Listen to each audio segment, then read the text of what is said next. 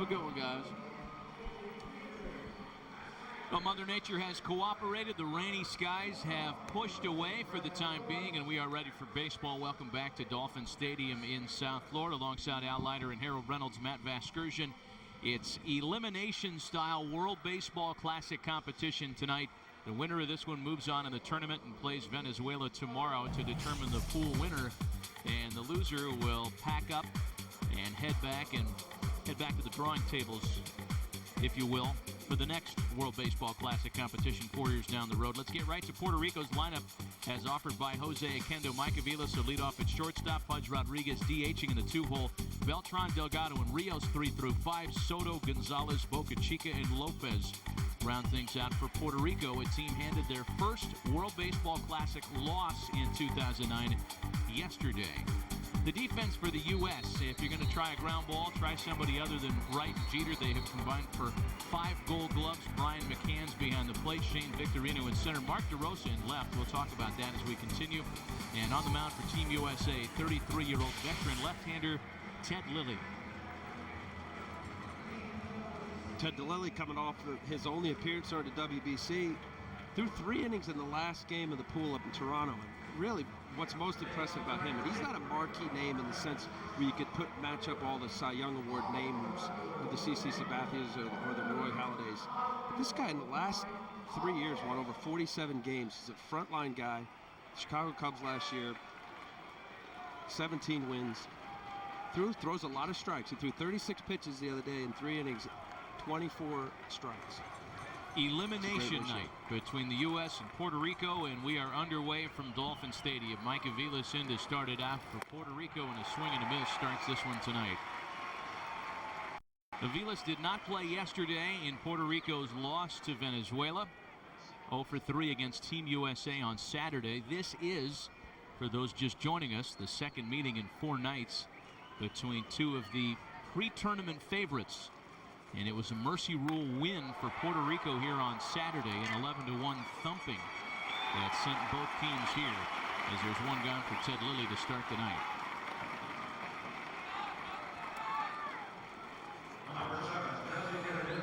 Aggressive style hitting already. You're going to see early on, if Ted Lilly's getting his, and it's not going to be lighting up the gun, but he's smooth and he's sneaky. He used to throw really across his body, but if he could sneak up that 88 to 90-ish, that's what his velocity is. But he's got a big, slow hook, as he just threw to Mike Aviles there. That's a great speed variation. If he does that, these Puerto Rican hitters are going to have a tough time with that speed variation tonight. Here's Pudge Rodriguez. He was one of the big bats that sunk the U.S. on Saturday, 3 for 4 with an RBI in their first meeting in this tournament. Of course, Pudge, the big story yesterday, guys, having displayed his talents enough in this World Baseball Classic, Harold, and at the age of 37, perhaps the Houston Astros were watching him. Well, maybe they had this plan all along, but they signed him to a 1-year deal last night. Well, thanks for bringing me in, Matt. Yeah, you know, it was a situation where Pudge really... He's so tired, by the way. That's unbelievable. Coming in hot, HR. Pitch to Pudge, check swing, and they appeal. Harold, what about that 1-year deal for Pudge Rodriguez? Hey, I tell you what, I really think the team got a nice pick from Pudge. He's shown great work ethic. He's in great shape, and his career should be extended. I think they're going to get a lot out of him. I really do. What you laughing at there, partner? Thanks for bringing me in. 2 balls and a strike as you count to Pudge Rodriguez. You know, just to reiterate, guys, and for those that might not have caught World Baseball Classic tonight prior to our taking air, limited batting practice today. Field was covered for much of the afternoon. Rain is expected tomorrow. Rain may or may not play a factor as we continue tonight. 3 balls and a strike to Rodriguez. And there's ball 4. Lilly not missing by much early. You might wonder, given this powerful lineup that Ted Lilly has to face, how has he fared in previous matchups against the likes of Beltran, Delgado, and Pudge Rodriguez? And in fact, Lilly has run that gauntlet rather successfully over the years. Beltran in limited plate appearances has homered once, Pudge twice, but just 4 for 18 against him. And here's one of the members of that group, the switch-hitting all-star center fielder Carlos Beltran. Beltran's been swinging the bat good as I've seen him swing any spring right now from both sides of the plate. And this is where they got going the other night. They went first to third on people and really put the pressure on the U.S. We'll see if they are able to put this combination together right now. Beltran yanks that foul. 0-2 the count to Carlos Beltran. Here's a look at Beltran with the ball at the middle. Here's another first and third situation. Another first and third right here. And then he just beats this ball out, showing the speed. He showed a lot of versatility the other night. And then the power, obviously, from the right side, which he's on right now. He has really come alive since this pool began on Saturday. And the next offering home to Beltran again, he's early. And still behind 0-2. You know, Al, I got a question for you. Are those purpose pitches? You saw him yank the one foul, and that pitch there foul. Do you keep going in on a guy if you see that? Yes. You know, he threw a slider before that. And anytime you see it, it's hard for a right-handed batter to keep a ball that's cutting in on him fair, unless you pull your hands in. And in both those instances, he threw a harder slider that had maybe 78 to 82 velocity, and then the curveball there way out in front. This is where you either climb the ladder inside or you could really expand down the zone. Looks like he's coming back inside. See McCann setting up on the inside corner, and now Mark Wegner grants time to Beltran. You know, somebody would say, well, okay, he's coming in. It looks like he's just on it. But really, if that ball's cutting in enough, and if it's off the plate, you cannot keep the ball fair. Unless by pulling your hands in and really trying to think left center field, and that's where you get some jam shots as a left-handed pitcher. Rodriguez off first, just underway. 1 out, 1 on, top of the first inning, and the pitch home to Beltran is fouled away. See, now the flip side of it, if I'm hitting and I got a guy pounding me in, then I'm looking in. I'm just going to give him the outside. And so I would think that he may go out, but, you know, right there, Beltran got a pitch in. But you're right, Al, you have to pull your hands in to hit a ball in. Well, we showed the graphic. You know, sometimes, look, if there's not much history, but 2 for 8 with a home run and 4 walks, Ted Lilly doesn't feel that comfortable facing Carlos Beltran. Breaking ball, got him. And that was a perfect pitch on the outside half. Just what you're talking about, Harold. He sped up inside, and then just that big loopy curveball. If Ted Lilly gets about 20 miles, 15 to 20 miles an hour speed variation from his fastball, that's what makes it so difficult. And it's got tight spin, and you saw Carlos Beltran there just locking up, couldn't pull the trigger. So now Carlos Delgado, 0 for 3 yesterday against Venezuela. Delgado had gotten off to such a blistering start in the first pool round with a 5 for 6 line after 3 games. A couple of starts for Delgado. 1 for 4 against the U.S. here on Saturday, and again hitless yesterday. Pool 2 has cooled him off just a bit. 2 gone with a runner at first for him. This is something I want to get into a little bit, Al, later on in talking about Ted Lilly, and you talk about some of these big batters that he's got to face. Had some really unusual splits last year. Give you a chance to expand on it later, but at first glance, when you see left-handers hitting about 100 points higher against a left-hander like Ted Lilly, what are the first things you could attribute that to? He's not getting his fastball in on the inside part of the plate for a called strike. And if a left-handed batter doesn't honor a left-handed pitcher with something hard inside for a strike, left-handed hitters look out over the plate, because that's where the breaking ball, your slider curveball is going to go away like that. And a breaking ball that Delgado bounces to first. A convenient hop for Youkilis. Calling it a foul ball. Wow. He tried to play it fair. I don't know what else he might have done. If he went ahead and attacked that ball, he might have been able to field that. But let's see again here. It's just one of those plays. If he goes and gets it right there, he might be able to keep it fair. Well, that's a fair ball. I agree with you. I think the first base umpire, Luis Ramirez, was looking to Mark Wegner as to make the call. If it's past the bag, it's the first base umpire's call. If it's before, it's Mark Wegner's. And he's blocked off. He was blocked off. You put him on top of the bag, he gets that much taller, and his body's wide. He blocked him off. See if Delgado can take advantage of the second life. Still 0-2 with a runner at first. Now get back, Matty. If Lilly's able to, and I didn't watch many of his games last year with the Cubs, but to say that his batting average against was up, he probably wasn't getting enough hard in to open up that outside part of the plate. Pudge runs, and they've got him picked off on an 0-2 pitch. with Carlos Delgado at the plate. Pudge tries to run and pays the price. Nothing despite the one-out walk to start the ball game. A half inning gone in Miami. Puerto Rico 0, the U.S. coming to bat.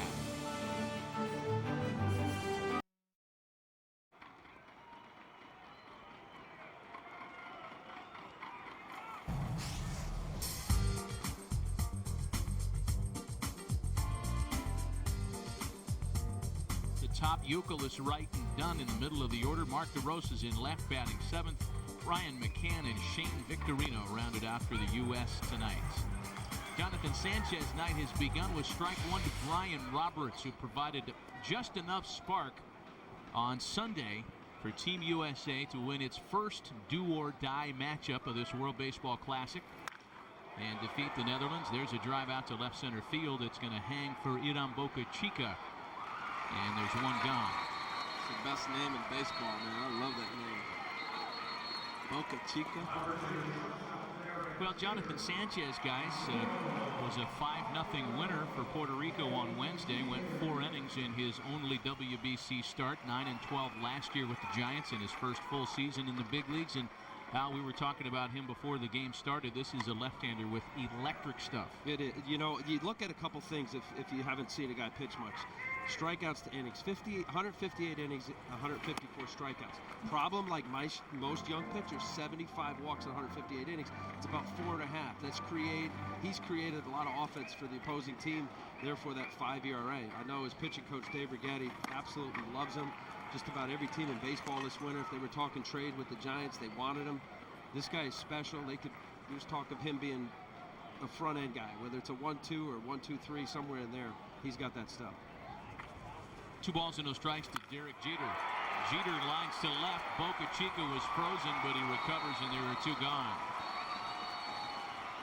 Well, we've only seen Iram Boca Chica among the defenders for Puerto Rico. Take a look at the rest of their defense as you take a look at this fine running play that he made in left.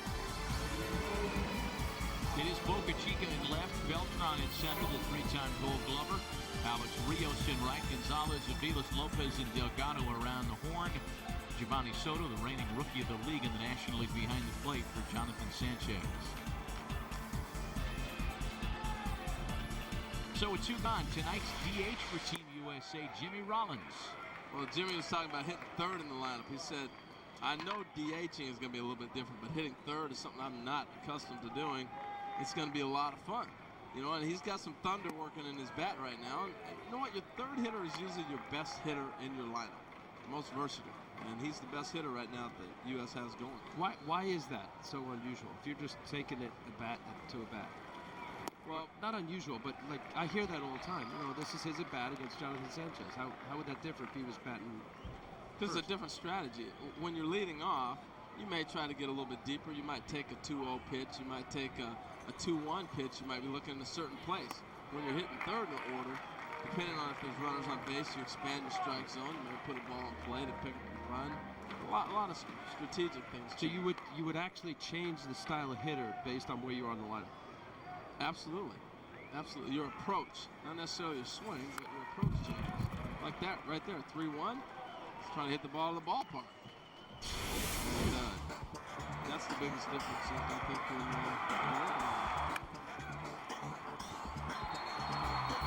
Well, Rollins and Roberts certainly electrified the top of the U.S. lineup in the win over the Netherlands yesterday. And there's ball 4 to Jay Smooth. He's aboard with 2 gone. See if Jimmy Rollins tries to run. Carlos Delgado will hold him at first base. I want to bring out the point of viewers watching on MLB Network tonight that if it seems a little herky-jerky, it's because it is. This is a world broadcast feed. These pictures are going all over the world tonight. So we don't have the same lines of communication that we're normally used to when we do a telecast here in the States. What'd you say it was? Choppy, herky-jerky. It's going fine. I mean, this is what we have to do because everybody wants to televise this event. This is the event. The World Baseball Classic is so big abroad that there's no way these stadiums could accommodate 16 production trucks and you know, hundreds of camera positions, so we're all making do with the same pictures and equipment here, and I think it's gone pretty well given all the circumstances. It's been a lot of fun to watch. 0-1 is the count home. Kevin Youkilis 0 for 3 on Saturday against Team Puerto Rico, and again he was in pretty good company. Not a lot of offense for Davey Johnson's Team USA. I think you're going to see Rollins steal this bag. You know, he's shown him that he's obviously got a step over move. I always felt like if I had a left-handed pitcher, I hadn't seen his move before, I want to make him throw over out of the position where his hands are set and then he lifts his leg. But if he doesn't show you that after a couple throwovers, take the bag on it. That means he doesn't have a move. 0-2 to Youkilis. I got another one for you, Al. Man, we're really getting you in this game. Left-handed pitchers, I always felt like they had their mind made up that they were going to first or going home. Some do, based on how they're set. Yes, you make a good point, but I could tell you, my base was close enough. And Jonathan Sanchez's base is close enough where he could change his mind as he lifts. Rollins runs, and there'll be no throw down. Jimmy Rollins with a stolen base. He's in scoring position now with 2 gone. Not on him. No, but you know what? Just that shot right there, I agree with you, because you saw when he lifted his leg, he really broke the plane behind the pitcher's rubber. Well, even that, here's what I'm saying. He never showed a move to first. So therefore, I don't believe he has a move to first. That's going to a good freeze. He's got a move. You mean a good move? Not a good move. Well, the only 2 stolen bases for Team USA in the World Baseball Classic belong to Jimmy Rollins. And a base hit can put the Americans on the board early. Youkilis serves one into right. Rios is there for it, and that base runner dies in the first. We played an inning in Miami on an elimination night in the World Baseball Classic scoreless. But Puerto Rico has been well represented in the stands here in Miami during Pool 2. A lot of folks making the trip, a lot of Puerto Rican natives that live in the area here in Miami that have just made a short drive out to Dolphin Stadium to watch their national team. It is Carlos Delgado leading things off in the second for Jose Oquendo. Delgado, Rios, and Soto against Ted Lilly. No score after an inning. You ever feel that way when the guy was thrown out? You were down 0-2, now you got to do it back, fresh at bat. Oh, absolutely. And he's already changed his pattern, too. First pitch, he went inside. Remember, last time he was pitching away from Delgado. Here comes a breaking ball. So that's something. There's a ball inside on him again. And you talked about establishing that inside pitch for the left-handed pitcher. I agree with you. I didn't talk to you about that when you were saying that, but I totally agree because most left-handed hitters are looking to shoot that ball the other way. Unless you hang that breaking ball, then he may just chalet one into the right field seats. These two no strangers to one another outside of Pudge Rodriguez. No other Puerto Rican hitter has faced Lilly more often, and a great diving play by Mark DeRosa in left. He's listed as an infielder, but last year in Chicago, Lou Piniella had him in left field 21 times, a career-high number of starts for him out there. Well, he got a great jump on this ball. I love this play all the way around. Delgado hit the ball where he's supposed to, but DeRosa, that's one you actually have to dive for. So often we see guys in the outfield time it. He actually had to dive for that ball. Nice play. Put him anywhere, Matt. Put him anywhere. Yeah, he brings a number of gloves to the ballpark with him these days. I'm not sure he's going to be used in that super utility role in Cleveland in 2009, but he has made himself a very valuable player in that regard. Here's Alex Rios now with one away. And I'm glad you brought that up. I want to expound on that real quick because I think they should use him as a utility guy. Keeps him fresh, keeps him alert. It's just like a new game every day to him. I don't see him every day sitting at third base playing third for them. But that's their call. Oh, when you have somebody so valuable and can play all the positions so well, why not? Give some of your everyday guys a day off and you really don't lose much. Ball and a strike to count to Alex Rios. He was 2 for 4 yesterday in the loss to Venezuela. Had a hit against the U.S. on Saturday night. This kid right here is on the verge of becoming a superstar. I'd like to see the power numbers come back this year. Last year he struggled a little bit. I know he was hurt. But 2 years ago, you would have said, look out, he's going to another level. You know who I think is going to help him is Cito Gaston and Gene Tennis, the hitting coach manager of the Blue Jays and now the hitting coach. Cito took over. Cito's a kind of a back leg. If you get a fastball, let it fly. And he got caught up in a little bit of not really doing what you just described a couple years ago. Thinking right center, shorten his swing. Yeah, absolutely. And the other thing is being aggressive early in the count. You know, they sat around so much in Toronto with that philosophy they had to go deep in the count, and you end up in defensive pitches. Right there, it was a great swing on a 2-1 count he took right there. 2 balls and 2 strikes as pitching coach Marcel Latchman watches on from Team USA's dugout. A full count now, 3-2.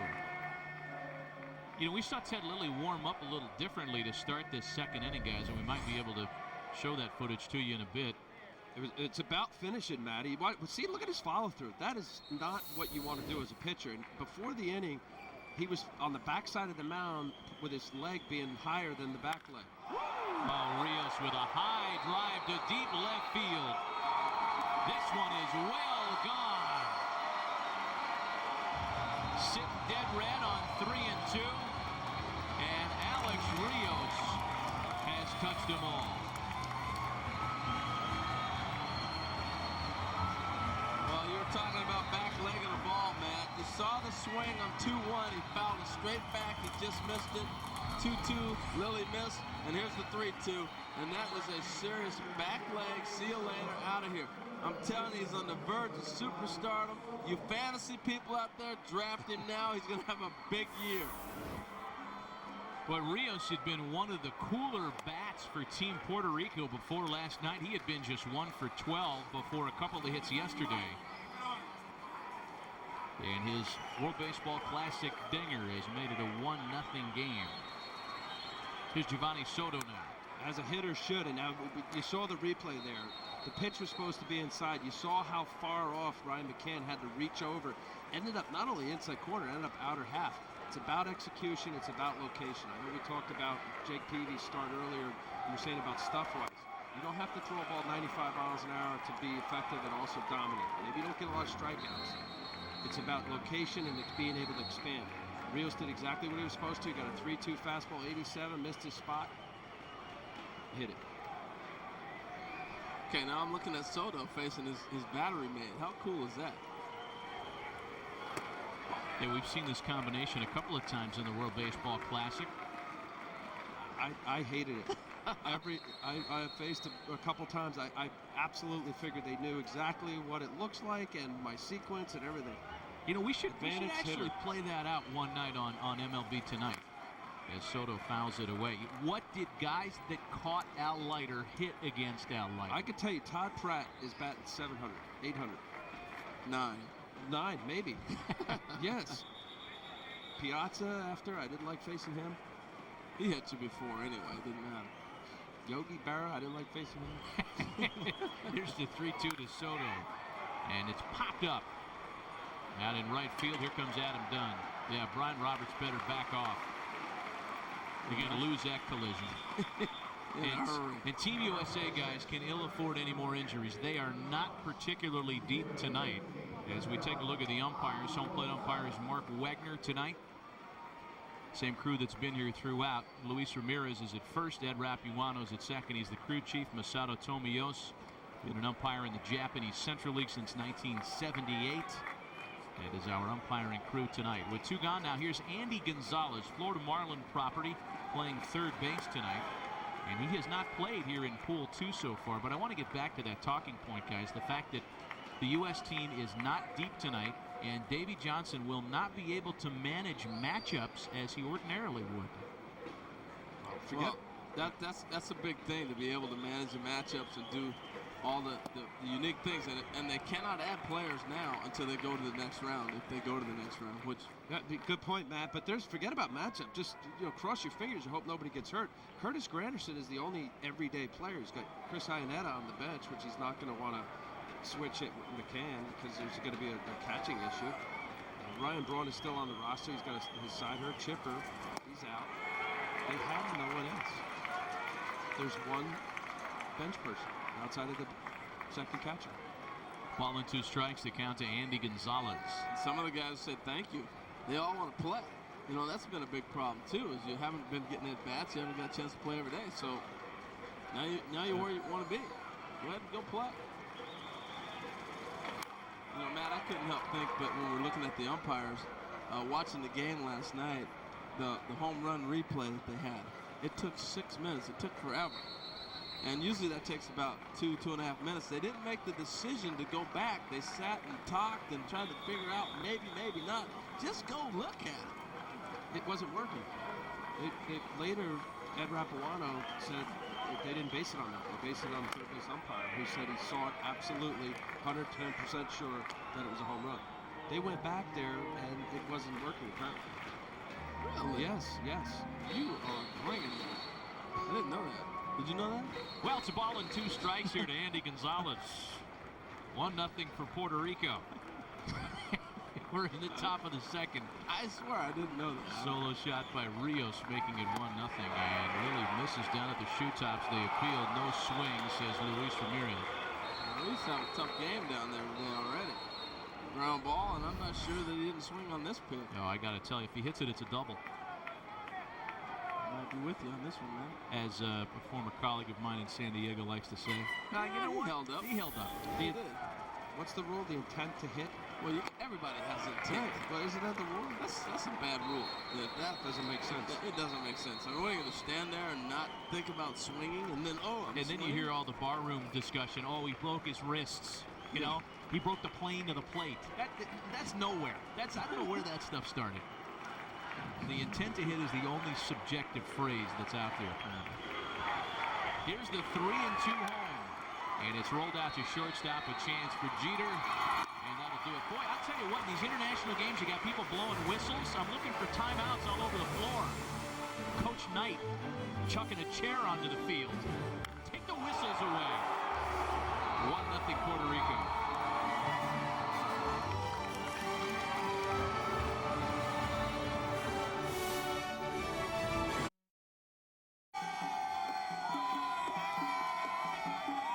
Whistles, drums, bugles.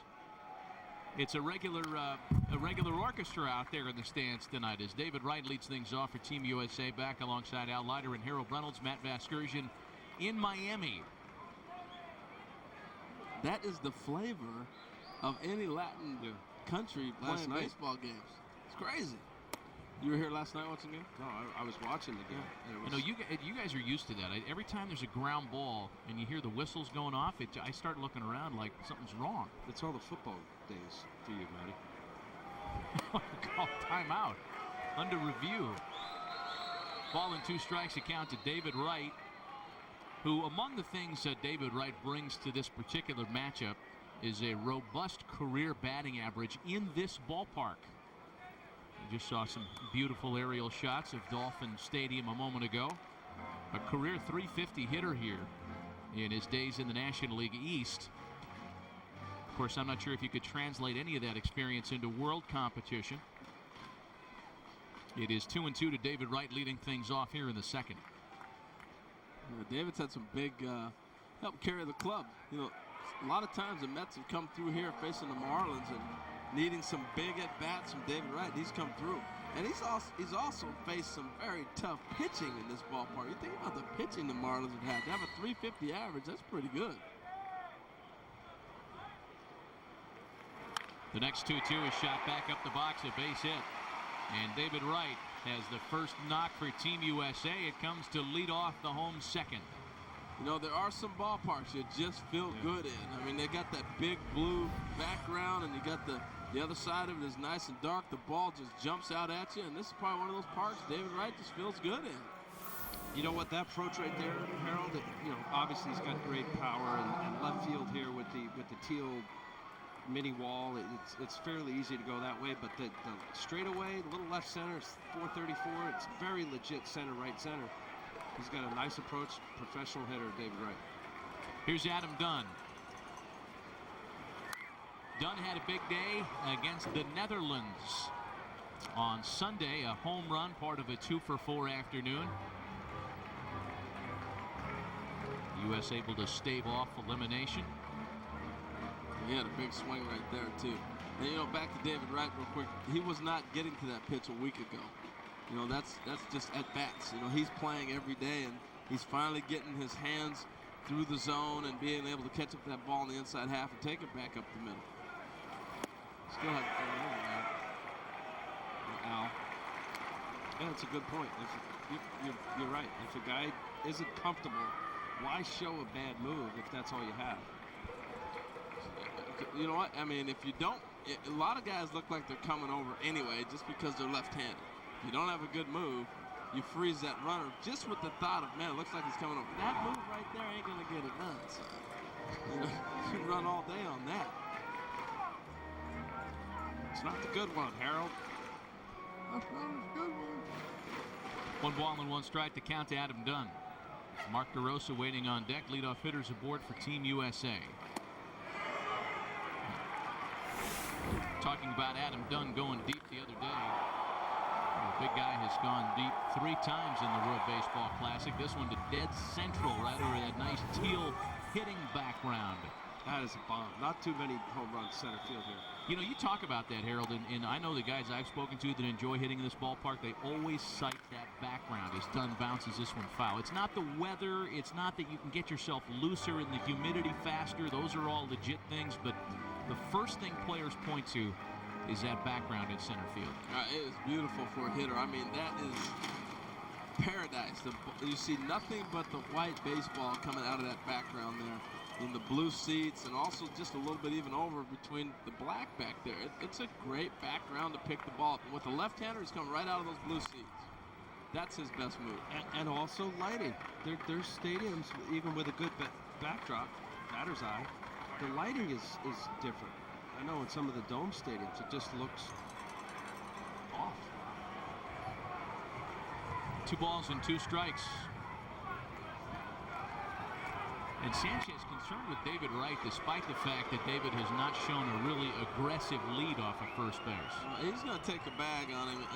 And the key, if I was running off Sanchez, as soon as he had a quick lift of his leg, I'm taking off. He comes over, he goes real slow, or he has that step-off move. Anytime he lifts his leg fast, he's going to the plate. And, you know, that's what David Wright's trying to read right now. There you go. You're off and running. That's the pitch that you want to run. Wright stole 15 bags last year, his lowest stolen base total since his rookie year with the Mets in 2004. And it's full 3 balls and 2 strikes to Adam Dunn. Well, what do you guys do here? Play Davey Johnson. You start him here? Absolutely. I think you see him running. And the other thing is, Adam Dunn is as locked in as I've seen him into a ball game. And that's the other side of the equation there. With Adam Dunn, you also get the strikeouts. They decide not to send Wright, and they might have done themselves a favor. Instead, it's just a strikeout of the hitter. 3-2 slider down and away, perfect location. Adam Dunn hoping that home plate umpire Mark Wegner doesn't ring him up. Nice pitch. First strikeout of the night for Jonathan Sanchez. 1 out, 1 on now for Mark DeRosa. I'm laughing at Adam Dunn because he did not show that slider the whole AB. And he's like, are you kidding me? Couldn't locate the fastball. And I found a couple good pitches off of that. Oh, you're saying he did? Just because you're saying he did? I don't think he did. We'll go back to the tape. It was a ball. No, that's it. He was power most of the bat. 3-2. What is the hitter looking 3-2 count? Heater from a guy that throws in the low 90s. He doesn't throw strikes. You documented how many times he walks people. Ball and no strikes to Mark DeRosa, who we've already seen make a fine play in left field. A little timeout as Soto goes out to chat with Sanchez. And it gives us a chance to chat about Mark DeRosa and the fact that he's out there playing left field tonight. We came to the workout yesterday and talked to Davey Johnson about his dinged-up outfield. There are some people banged up. And part of the reason Mark DeRosa was selected to play on this team, the skipper told us, was because of his versatility.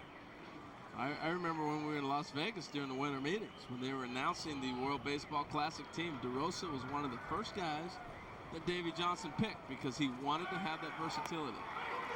Everybody did it. And the throw down to second is not in time. Wright has it stolen. So David Wright wins a very patient waiting game, picking his spot to run against Sanchez and Soto, and has Team USA second bag of the night. Well, perfect throw by Giovanni Soto, but he stole this on the pitcher, as you do most things. See the ball speed up at the end, great throw, but David got a nice read, nice jump. Now, when he lifts the leg fast, you take off. That's the move on him. And he's going to have to vary that move if he wants to shut runners down as the season comes to him. You make a great point, Harold. That's exactly right. Look, a lot of times a pitcher doesn't even realize. You know, there were some guys, I played with Steve Trachtel. He never threw over when he came to a complete set. He'd throw over when he was coming to a set. And, you know, didn't realize it. Some guys look certain ways. I remember Ron Guidry was a guy that if he looked home, he was going to first. If he looked at you at first base, he was going home. And sometimes it takes a video or even watching a broadcast to see that you're doing that. But you're right. All it'll take is one time for him to do that quick leg kick and throw over. Yeah, and then you got to come up with a new game plan. But that's the stuff you sit in the dugout and you talk about, and you try to pick up tendencies. And DeRosa shoots a knock into right field. Rios is up throwing, and they're going to hold right at third, wisely so. Hall of Fame third base coach Mike Schmidt putting up that stop sign for David Wright. Rios had a full head of steam, and you don't want to risk that play at the plate this early in the contest. Well, you saw the other night where Mike Schmidt held up a runner with Beltran, and Beltran booted the ball. You have to make that decision. David Wright's got no chance against Rios making this throw right here, and held him up immediately. It was done the base runner the other night. This time it is David Wright. Runners at the corners with only one gone, and really the only U.S. hitter to enjoy a good night against Puerto Rico on Saturday. The left-handed hitting Braves backstop Brian McCann. McCann drove in the only run of the game for Team USA Saturday as he lays off here. 1-for-1 yet on Sunday, rather, and the Americans win over the Dutch, and we have a visit to the mound for Jonathan Sanchez. Sanchez looks like a guy that could really be tough on you. He kind of slings the ball. Pitching coach Carlos Arroyo out to chat with the left-hander. Arroyo spent 34 years in the Phillies organization now. And he was your pitching coach in winter ball, right? Yeah. 1 year I played for the Arecibo Los Lobos, and Carlos was my pitching coach. What a gentleman. Nice man.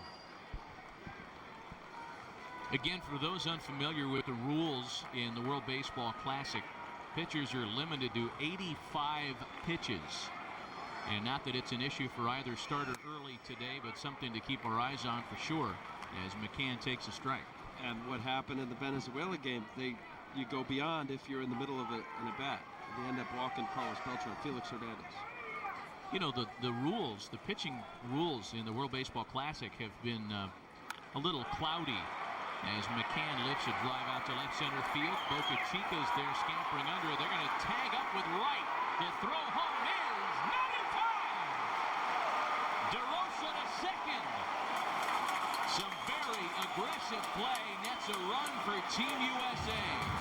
Well, that was a great slide by David Wright. I do not endorse a head-first slide at home, but that is the one time you may want to do it. He read the throw going down the line towards third base, and he's able to make the adjustment to slide on the inside. Watch this slide. He goes inside and was able to avoid the tag. That is a terrific slide. Had he been foot first, might have gave the catcher a chance to get him. Soto with a great effort to dive back. Boca Chica's got a strong arm. It's barely offline. What a gamble, but it paid off. Boy, and some terrific overhead pictures from our international crew here in Miami tonight as Shane Victorino has a chance to drive in a run. DeRosa took second on the back end of that play. Credit McCann with another RBI. And David Wright, guys, among those most outspoken as to how much he's enjoyed playing in the World Baseball Classic, said unbated the other day, I'm coming back next time they do this for sure. Victorino lines it into center. This dumps in front of Beltran. Here comes DeRosa. This throws up the line, 2-0 U.S. A little different this time with 2 outs. You're running on the crack of the bat. But I'm telling you, to challenge their outfield, you have to do it. But we're looking at maybe 3 of the best arms defensively in the outfield in the World Baseball Classic all the way around per man. And this is exactly what Puerto Rico did to the U.S. in the first meeting. Push the defense, make them make good throws, make them hit the cutoff man. This ball you see leak off of Carlos Beltran, smart base running by Victorino, taking the extra base on the overthrown throw. But you know what made this happen? Was DeRosa tagging up when David Wright came in to score, put him in scoring position at second base on that play before. So the U.S. has taken the 2-1 lead. And so far 2 for 3 with runners in scoring position. As Brian Roberts lines softly into center, Beltran makes the catch to retire the side. Not before the U.S. can tie and take the lead. We're through 2-1 Americans.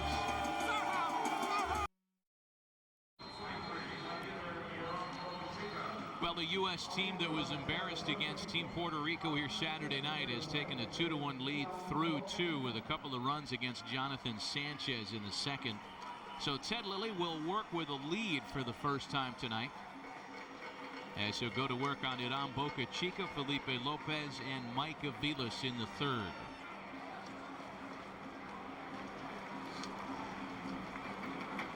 Puerto Rico got off to the 1-0 lead on the tape measure shot by Alex Rios. And the U.S. counters with 2 in the bottom half. 2-1 Americans. Underway in the third. A fastball starts Boca Chica with a strike. Iran Boca Chica, a guy that's been at it for quite a while. Drafted as a first-rounder by the Expos back in 1994. He has played for no fewer than 7 major league organizations. And a couple of hops for Jeter. Nicely fielded one away. Well, he did a great job of keeping his feet moving right there. And, you know, early in the spring, early in the season, you're really conscious of using your legs. And Derek did a nice job of continually keeping his body moving, put his feet in the right position, and as a result, was able to field that nice. Watch the movement here. Watch him keep his feet going, and now he's able to set himself, set his sights, and make the throw across the diamond. That's about as good a fielding position as you can get in. Here's the switch hitting second baseman Felipe Lopez. Lopez had a big night against the U.S. on Saturday. 2 for 4 with 3 runs batted in. It included a home run.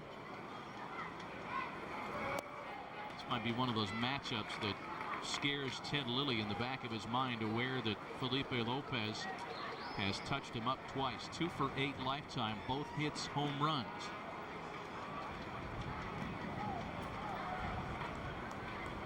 Here's the 2-0 pitch to the current Diamondback, and it's 3 balls and no strikes. He's pitching that way, Matt.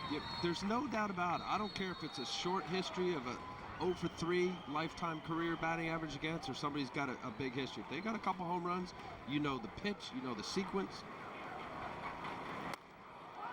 He tried to hit it. He made sure he missed, though. He did. He made sure he missed. I'll tell you what, though, Lopez reacted like, what are you doing throwing that far inside? But he's been struggling with trying to find his command. He's been all over the place. What do you do in this situation?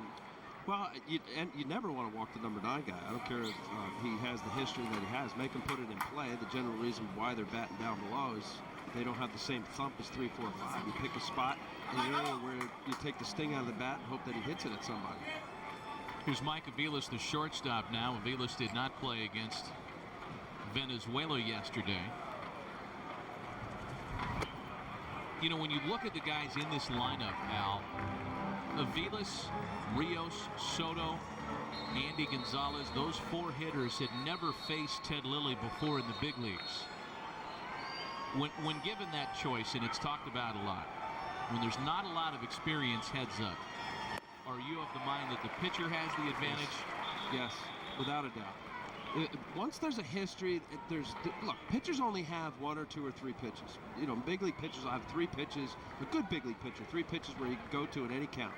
And once the hitter can see release point, where it comes out, movement, arm slot, the advantage goes toward a hitter, especially if he's had any kind of success. So here's the thing. While you guys are talking, I raised my hands like I can't believe this. He throws 5 straight balls, 4 to Lopez, first one to him, and then Aviles swings at the first, got a 1-0 strike. Take a pitch. That's the role of a leadoff guy. Now he comes back. He hasn't found himself. He's 2-1. Right here, it's got to be exactly where you want it, or you're not swinging. So they throw a hit and run on. You know, I just think situations like that, you help the pitcher out. They help Ted Lilly get himself back into a groove. There's no need for a hit and run right there. There's no need for him to swing at a 1-0 pitch. Make him work. And he's doing just that. 47 pitches. He's 1 out in the 3rd inning. I mentioned at the start of the game, he threw 3 innings of 36 pitches, 24 of them were strikes in Toronto. He is a strike thrower, Ted Lilly. The 2-2 to Aviles.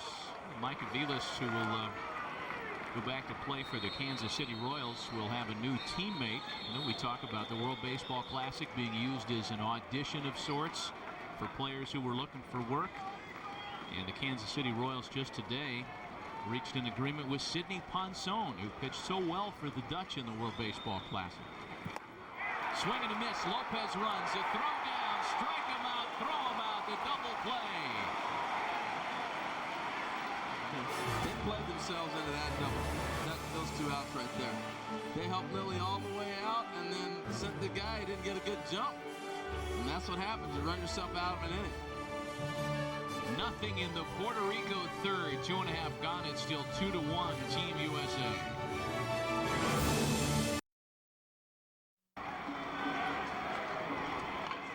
Jonathan Sanchez back to work for Team Puerto Rico here in the third. He gets Jeter, Rollins, and Youkilis for Team U.S. 2-1 Americans, back with Al Leiter and Harold Reynolds, Matt Vasgersian in Miami. The Puerto Ricans got off to an early lead, 1-0 behind the home run from Alex Rios. Team USA countered, manufacturing a 2-spot in the second. Well, Jeter hit a rocket last time up, and this part of the order has a chance to really take off. Second time around, see what he's got. If they can continue to add on, it's a nice little thing for them.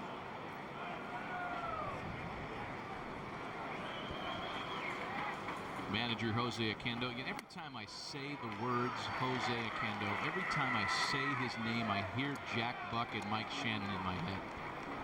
Well, they said it a lot. Secret weapon, Jose Oquendo.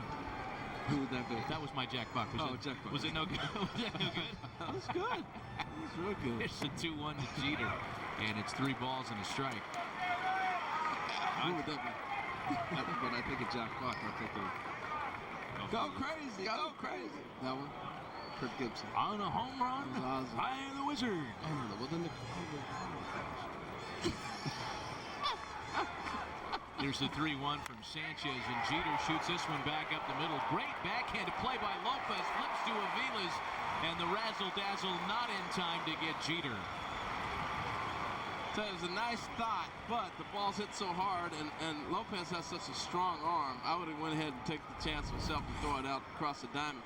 But he's caught off balance right here, and that's why he flipped it. You work on that in batting practice. You talk about it before the play's hit, and that's why the shortstop's in the right position. You anticipate it. You know as well as I do, there are a couple runners in the big leagues who are out on that play. Oh, absolutely. Derek Jeter's not one of them, mercifully for Team USA. And here's Rollins now. Well, we saw that play happen the other night. The Cubans executed it beautifully against Mexico in the World Baseball Classic in Mexico the other day. I should say they were playing in Mexico. I don't know exactly which team they pulled it on, but it was beautiful. I was watching that game. After a while, you see 15 games, they all run together. But that play stood out. Yeah, stuff like that reminded me of the old teammate Roberto Allen. And I don't know if you've done the same play and got somebody out, but Robbie was a guy that was always thinking ahead in different running situations. So many times he'd get a runner go around third base and throw a backdoor throw to the third baseman. I mean, you're right. During batting practice, you guys work on all this. It may come up. And ironically enough, in a Puerto Rico-U.S. game, a discussion of the Alomar family would come up. Family that's meant so much to baseball in Puerto Rico over the years.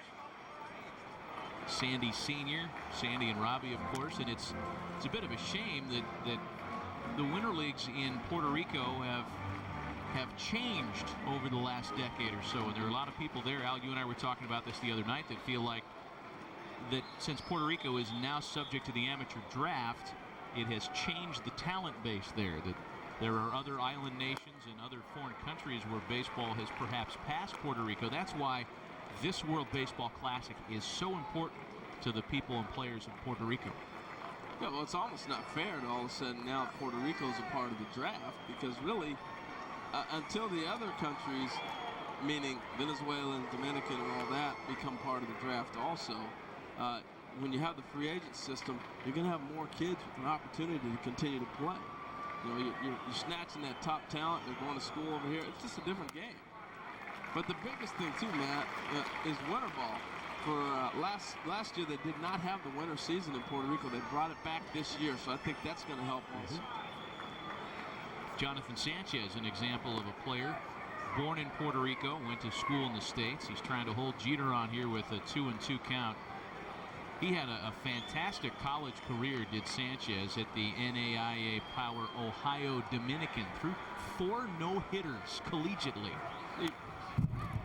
I don't care if you're talking college ball, if you're talking American Legion, Little League. You no-hit a team, you're pretty good, you know, at your level. He threw 4? 4 college no-hitters. And yet he's in the 27th round in 2004, showing the stuff that he possessed. To your point about the draft. And a foul ball. It's 2-2.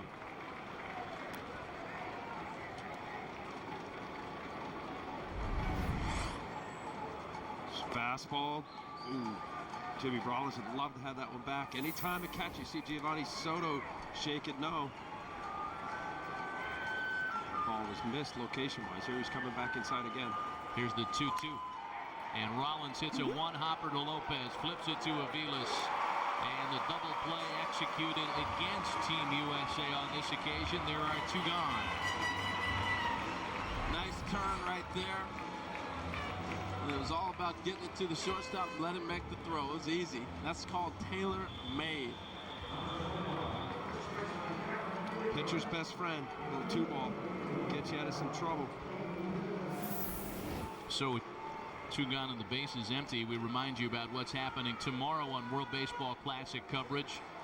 The winner of this game takes on Venezuela live right here on MLB Network at 7 Eastern, and then the late game can be seen on ESPN2. Cuba takes on the winner, or rather the loser, between Japan and Korea. That's an 11 p.m. Eastern start on ESPN2. World Baseball Classic coverage continues tomorrow night. Kevin Youkilis with 2 gone and the base is empty, and a 2-0 count. So we have 7 p.m. here. 7 p.m. here on our network. 7 p.m. right here on MLB Network. Youkilis with a high drive to deep left. Boca Chica gives it a token look. That one is lost into the night.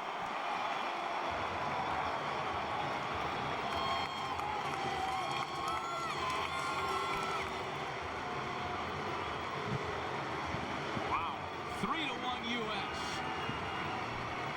Well, he pounded him in on a pitch that knocked him off the plate on the first pitch, so Youkilis is sitting inside. 2-0 pitch, he got a fastball in and just, well, the swing speaks for itself. He got all that. It almost, Harold, looked like a backdoor cutter. You saw where Soto was setting up. A 2-0, got what he was looking for. That is a Fenway Park swing, though. You can tell he's used to that monster out there in left field. That's perfect swing for Fenway Park. And that's hard to do. You have to really work on getting that kind of an arc on your swing and be able to perfect it. He's done that. Think about the home runs you've seen him hit through the years. They go up high and deep. You know, yesterday you talked about his unusual stance, and you said that he never saw it or looked at it until video, and I kind of questioned that, which is hard to believe that, you know, he didn't know before. And talked to him about it, and he said, that's right. You know, I didn't realize I was that exaggerated. He was following up on me? Just wanted to, so what he said, I said, so you don't look at video? No, I trust you were doing what you were doing. He says, no, but what I do is I look at video for my swing, and all I'm trying to be is short and make sure that I'm not pulling my front side out. You're talking about that Fenway Park swing. That's his key, keeping the front side in, being very short on his front leg. Ball 4 to David Wright, and Soto goes out to chat with Sanchez. How about that, man? He's checking up on me. You got right-hander Nelson Figueroa up in the bullpen. I'm bringing a little conversation for the batting you know cage. what? He's Al actually followed up on me. Al is There's no follow-up. I found it hard to believe, and I even said it to you, so I thought that was It's unusual. okay, I'm joking with you. It's all right. You've had 2 months at the MLB Network, Harold, of nobody calling you out on anything. like you and Larkin got all over Ricky Henderson for talking about his elbows on opening week of the network. I look at the elbows. I'm still third. A ball and no strikes. It count to Adam Dunn with a man at first. And it's 2-0 now as Sanchez struggling a bit with command, and this has been an issue with him in the past. Last year with the Giants, Jonathan Sanchez walked 75. Dunn's going to jump one right here. He is approaching 60 pitches. There it was for a strike, 2-1.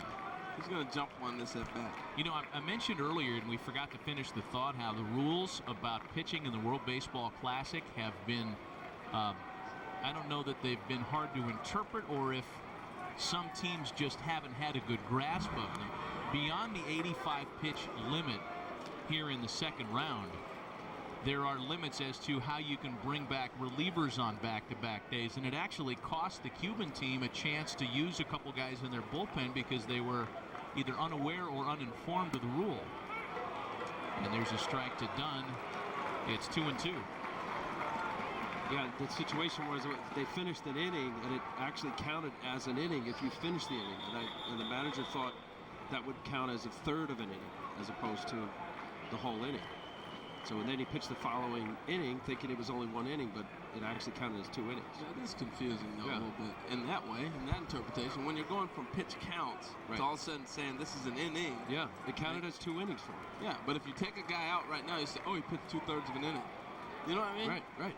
That's exactly what happened. 2 balls and 2 strikes to Dunn. Man, almost made me look like a genius.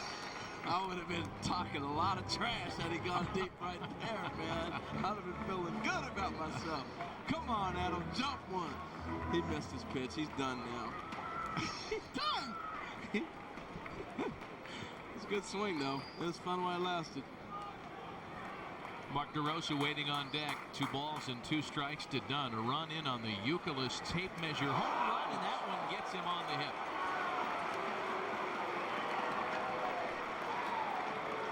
As big as Adam Dunn is, a 90-mile-an-hour fastball is going to feel just as bad on his body. And here comes Jose Oquendo. He's got the hook in his pocket. That's going to be all for Sanchez. Trying to come inside. We talk about a lefty on lefty. You got to be able to throw fastballs in. Obviously, he didn't try to do that. He stayed away, stayed away. That ball nearly went behind him.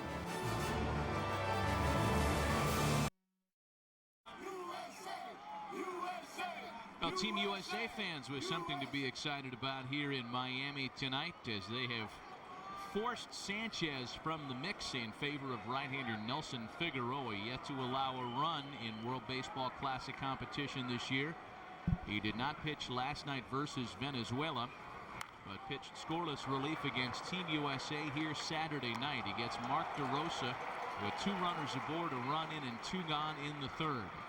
Well, you know, we've talked about the health issues with the U.S. lineup, but also it's another reason they've got all the left-handers in there, because you know they're going to have to go to the bullpen and bring in right-handed pitching. So it takes a little bit of the advantage as you go deeper in the ballgame for the U.S. McCann, you're going to have Jimmy Rollins, obviously a switch hitter, but you have Dunn now. He'll get a chance to face right-handers from the left side of the plate. It just works out a little bit deeper for them in that sequence. And anytime you, in this game, do or die, any stretch of a lead really applies a lot of pressure to not only the defense but that pitcher, and making sure it's imperative, getting ahead, expanding, using all your pitches, which is exactly what Nelson Figueroa has done his whole career. He's a guy that, you know, didn't have great stuff. He's in that upper 80 velocity range, big curveball, slider, change, 4-pitch pitcher. Can't say enough about applying pressure, getting those early runs, get a lead. And DeRosa yanks a breaking ball into the corner. That's a fair foul ball in left, and not by much.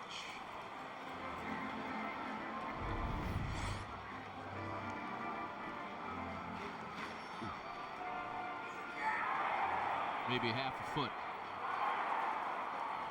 Psych. Never mind. Sit back down. And it's still 1-2 to Mark DeRosa. Well, he got a hanging breaking ball there. You were talking about not overpowering stuff. The thing for Figueroa, he's got to go ahead and use his defense to get guys out. He's not going to trick a whole lot of guys, but he'll use his defense. Brooklyn kid, grew up in Coney Island, big Mets fan, played for several major league teams. It's smart.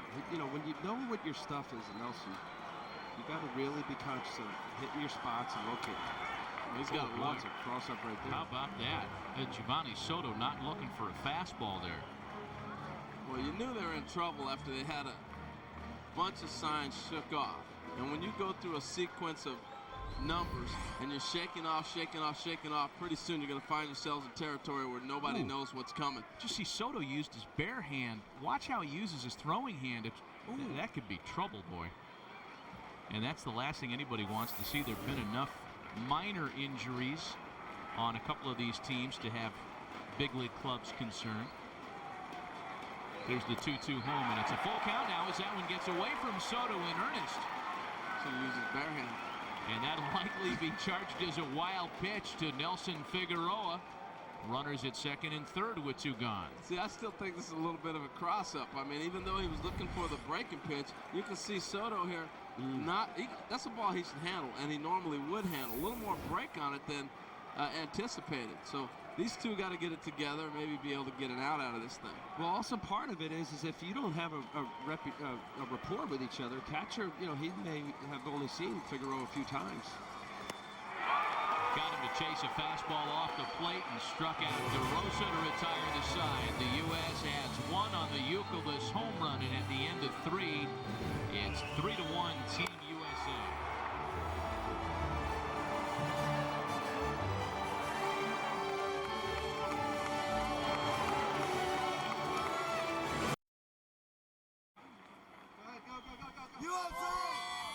Keep up with all the latest World Baseball Classic news and stats. Visit worldbaseballclassic.com. You'll also find the largest selection of authentic World Baseball Classic items for all 16 countries. worldbaseballclassic.com.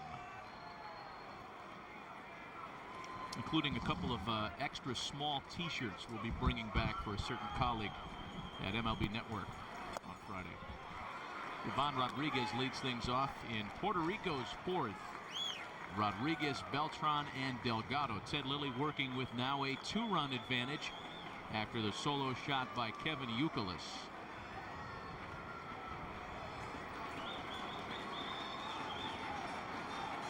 1-0 to Pudge. DHing tonight is fouled away 1-1.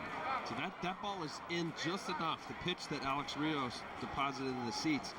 It's clear Ted Lilly's a guy that likes to throw inside for called strikes, stand-up righties, and then that gives that big curveball. Much more effective result as he did with Carlos Beltran in his first at-bat. Pound inside like that, opens up the outside part of the plate. But I'm telling you, they had, last half inning, Puerto Rico had Ted Lilly on the ropes. And they've given him a chance to breathe, and now the bullpen has been stretched to get ready. They got Joel Hanrahan up in the bullpen now, and he's going to get to his pitch count. But last inning, they had him on the ropes, and it affects the whole rest of the game. Woo. Well, in an ideal world, as it's now 2-2 to Pudge Rodriguez, in an ideal world for Davey Johnson and Marcel Latchman, they finished this 4th with Lilly. He's made 53 pitches, so there's still plenty of ceiling room on his 85 pitch count, or limit, I should say. And here he is on 2-2 to Rodriguez. Well, the strength of this pitching staff, and certainly Ted Lilly, Roy Oswalt, Jake Peavy, front-end star players, but I know having been on the 06, they have 10 relievers, include Jeremy Guthrie, so J.P. Howell and Joel Hanrahan. Davey Johnson's got a pick of basically 8 closers, 6 closers. So if it's a matter, you talk about mixing and matches for each one of those guys to be able to pitch an inning. Well, it's a nice luxury because they're used to coming out of the pen, but again, they haven't thrown in normal routines. So they're still all not quite sharp. Last game U.S. played, they were working in rotations of 5. Those 5 guys that threw the last game had not pitched in 5 or 6 days against an opponent. So I'm feeling like this may be the same situation that these guys are in right now.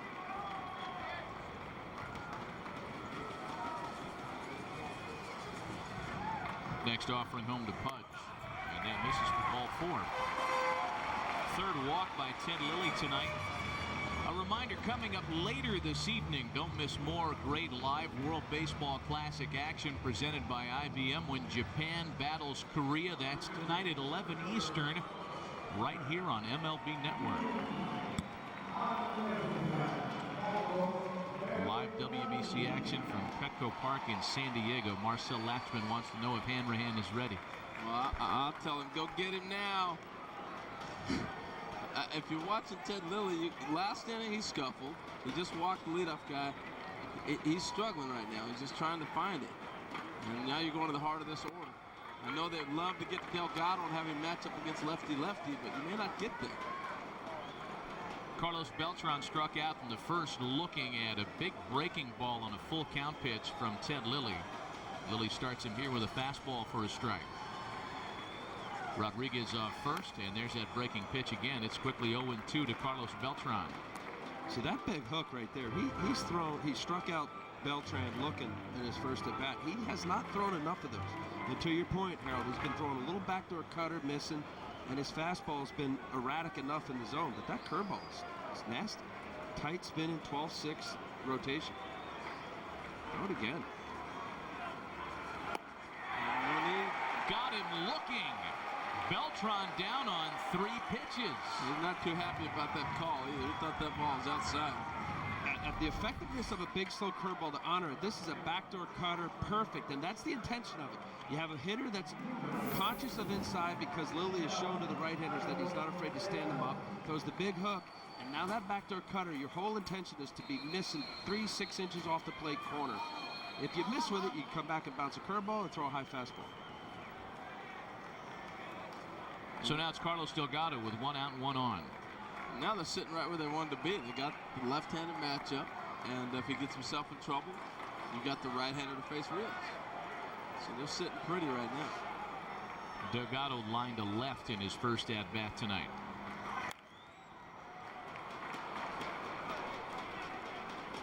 Well, you know, see Carlos Delgado wearing number 21 in Puerto Rico. That is a big thing. He actually had a meeting with the Clemente family. They said they'd be honored if Carlos wore the number 21, which is Roberto Clemente's number. And on the island of Puerto Rico, obviously, if you don't know the story of Roberto Clemente, he died taking goods to Nicaragua on a mission to help people. And he is an icon on the island of Puerto Rico, not just baseball-wise, but for his humanitarian work. And so they feel that even though Jackie Robinson's number 42 is retired in Major League Baseball across every team, to have 21 and wear that as a symbol for any player who comes off the islands is a major deal. And they gave Carlos permission to wear it. Meanwhile, the wild pitch advances Pudge Rodriguez to second, so a chance for Delgado to drive in a run with a base hit now. Runner at scoring position with 1 gone. Again, Delgado has cooled off a bit since the 5-for-6 start in the World Baseball Classic. He has 1 for his last 8 since the tournament moved here to Florida. What's that I was saying about cooling off? I was saying that he's done. Back to even. 2-run shot for the ex-Marlin who enjoyed his brief stay here in South Florida. And he has now officially enjoyed his return with Team Puerto Rico. Wow. It's a bomb to dead center. He got a fastball and he finished it nicely. The Clemente family is awfully proud.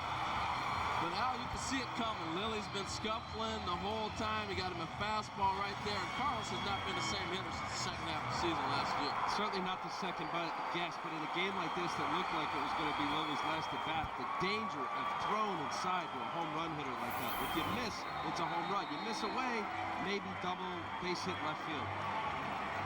The end of Ted Lilly's night comes 3 1/3 into it. Enter Joel Hanrahan. We'll be right back.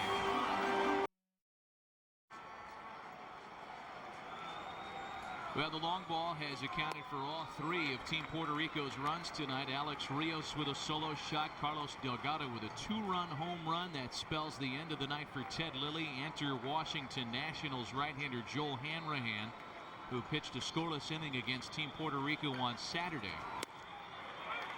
Alex Rios not among those to have faced Hanrahan Saturday night. Not a lot of people know about this young man. He's got great stuff. Mid-90 fastball, nasty slider like that right there. Takes care of Alex Rios on 3 pitches, and there are 2 away. Picked up a cutter. He's just outstanding with his stuff. Ted Lilly 3 1/3 tonight, guys. He allows just 2 hits, both of them home runs, as you take a look at the strikeout pitch again to Rios. Ball dropping like a split, but as Harold says, that's a tight spinning slider. Big difference there. We mentioned 62 pitches, 35 strikes, 27 balls. Just erratic enough to not be in good counts, and not, I think, not use his curveball as much as he probably would have liked it, because he's got a very good curveball. And sometimes that comes with somebody knowing you and calling for that pitch also. You know, for Team USA, as Giovanni Soto lays off to make it 1-1, their starting staff, guys, in the World Baseball Classic have amassed an ERA near 7. That has been one of the problems for the American squad. And quite frankly, that was one of their problems back in 2006. I got a pitching question for you. You know, I'm thinking back to Ted Lilly, not throwing as many breaking balls. Twofold question. One, is it maybe he doesn't want to show other people that hook? Or 2, is your arm in shape to throw that pitch? You know, that's a good question, because I always thought in spring training I was trying to build up my arm strength to get my velocity to regular season velocity, whatever that was. That given year, was it 90 or 93? So that's what you're concerned about, and command. But in order to throw a good curveball, and he had a good curveball night, you have to have very good arm speed and be able to spin the baseball. I don't think it's the former Harold. These guys know him. There's a lot of history. Pudge Rodriguez and Beltran, Delgado. I just think, you know, sometimes when you have 4 pitches, sometimes you forget to use it. You mentioned it. You know, Brian McCann hasn't worked with him. Maybe, you know, you just kind of get locked in a sequence. That's a great slider from Joel Hanrahan. Full count now to Giovanni Soto, 3 balls and 2 strikes. A 3-3 tie. Team Puerto Rico batting in the top of the 4th. Bases empty with 2 gone.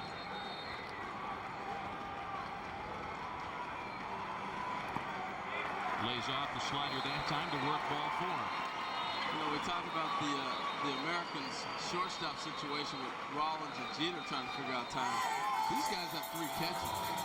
Pudge Rodriguez, Yadier Molina, and this young man right here, Giovanni Soto, all looking to get some playing time. And now that Pudge has got a job with the Houston Astros, you know, maybe they start working the other 2 young guys back in. But everybody's got to report to their team in about 2 weeks anyway. Tough to work that. Here's Andy Chavez now with a runner aboard and 2 gone. As a fastball misses the corner. I was talking to Brian Roberts around the cage, and he had a great first night with Team USA, and I asked him how many at-bats that he had leading up to this. He said about 20 or 24 ABs, which really wasn't that much. I was surprised. I thought it would have been more. Yeah, I did too. Into foul territory and out of play, out of reach for Adam Dunn. You know, as a whole, spring training now is longer, and because of that, teams are playing like 6, 7, 8 more games because of that. So I think with that in mind, a lot of the teams, these are now regular clubs in their respective spring trainings, that they're taking their, especially their everyday guys, a little slower. And Brian Roberts was talking about a couple games he'd have an at-bat or 2 and take them out of the game and, you know, let the young guys in kind of thing. Should Gonzalez have success, Iram Boca Chica waits next as Hanrahan backs him up again with a slider. 2 balls and a strike. You know, Al, you're seeing Hanrahan's slider. He learned that last year from a friend of mine, Matt Kinzer. Worked with him and taught him slider and the cutter. How important was that pitch to you when you started throwing that cutter? It made my career, Harold. It evolved from Ron Guidry and Dave Righetti's slider to the cutter. In the air out to shallow right. Roberts read it nicely from second and puts away the Puerto Rican team in the 4th. Not before the Delgado shot can bring it all back to even. Bottom of the 4th, tied at 3.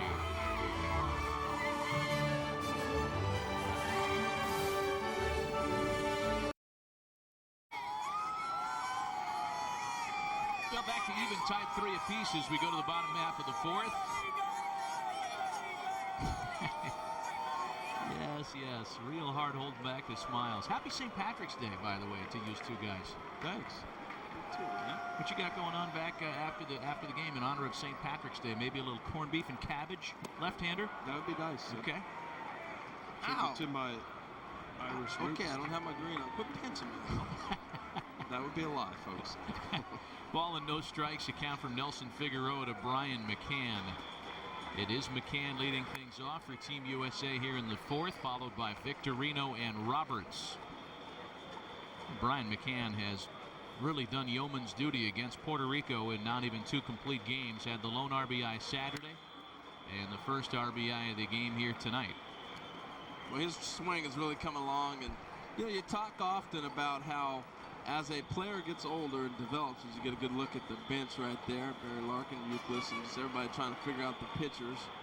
But as a player develops and you talk on the bench and you get into this thing, the power comes later. And I see that with McCann. He's starting to learn pitchers. He's learning counts when he should let the bat fly and when he shouldn't. And that's how the power comes. Okay, I got a 2-1 pitch right here. I'm looking for this certain pitch. 3-1, here it is. I'm going to let it fly. And you take those gambles, and pretty soon the power is able to come to guys that have it. Speaking of which, out to deep right center. Is it deep enough? Beltran goes up. Does he make the catch? Yes, he does! Wow. Carlos Beltran flat took away a solo home run from Brian McCann. We're seeing some great baseball. Carlos, I've seen this many a time with the Mets. Great timing. And that is beautiful. Yes, that ball would have scraped out of here. Looked and knew exactly where he was at. Timed it. Even had time to look over and see where the other outfielder was. I mean, it's a beautiful play. Now that may or may not, I agree with you, Harold. I think it scrapes the top of the fence and gets out, but it would have been close either way. But what a fantastic grab by Carlos Beltran, who was doing it on both sides of your scorecard, folks. It's so smooth. And that last little peak when he got to the warning track was the difference between him knowing where that wall was. Some guys, I think of Devon White over there. It's just unbelievable gait. Where it looks like they're barely minimal effort. That's work and that's practice. Knowing where you're at and how to perform, how to play. Shane Victorino bounces it to first. Delgado tried a foot race with a very fast man and nearly paid the price. There are 2 gone, however. Well, that could have been ugly. You had the pitcher and the base runner. So you get a look again at Beltran's great catch. That's a home. 3-time Rawlings Gold Glover and perhaps on his way to the All-WBC team at the end of this year's event.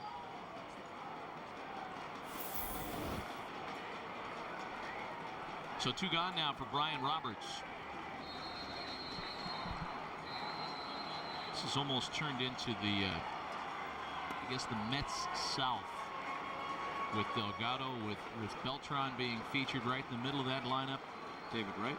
David Wright here on this matchup as well. Nelson Figueroa last year. Right. J.J. Putz. Okay. Enough already. 1-1 the counts of Brian Roberts. Roberts once again 3 for 3 in Team USA's win over the Dutch on Sunday. He really sparked the Americans' victory and helped stave off elimination. And we were told, as we take a look at the bullpen for Team USA, we were told that Roberts didn't even really notch John Grabo out there, the Pittsburgh Pirate left-hander. It's Matt Thornton out there is who that is, as Roberts lines that into the corner foul. Yeah, I left you hanging on that one, Matt. Yeah, that's all right. I didn't realize you were just doodling John Grabo's name.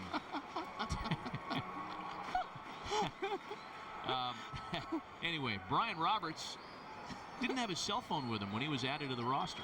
Left his cell phone behind. I can't get over Yeah, this story's going to be left hollow. This is welcome to my world. For this kind of blatant ignoring and total disrespect, tune into MLB Tonight, weeknights here on MLB Network. You're going to hear Harold and Al ignore my stories and blow me off in general. What a great catch by Carlos Beltran, right, guys? We'll see that on the show, too. Uh-huh.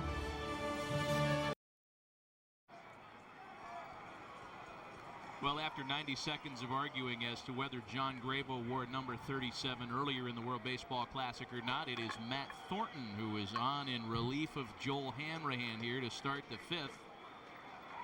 Hidam Boca Chica leads things off as Thornton opens the inning on the mound for Team USA. And he needs a big outing. He has not thrown the ball real well. He's a guy that's usually in the high 90s. And he's been mid 91, 92, right down there in the low 90s, and he's been getting hit pretty hard. Swing and a miss by Boca Chica to put him behind 0-2. Matt Thornton, prior to Saturday's appearance against Team Puerto Rico, had retired all 5 batters he had faced in the World Baseball Classic. The White Sox left-hander was knocked around pretty good on Saturday against this very opponent. 2/3 of an inning, 4 earned runs on 4 hits, and was the losing pitcher on the mound when the mercy rule was evoked in the 7th.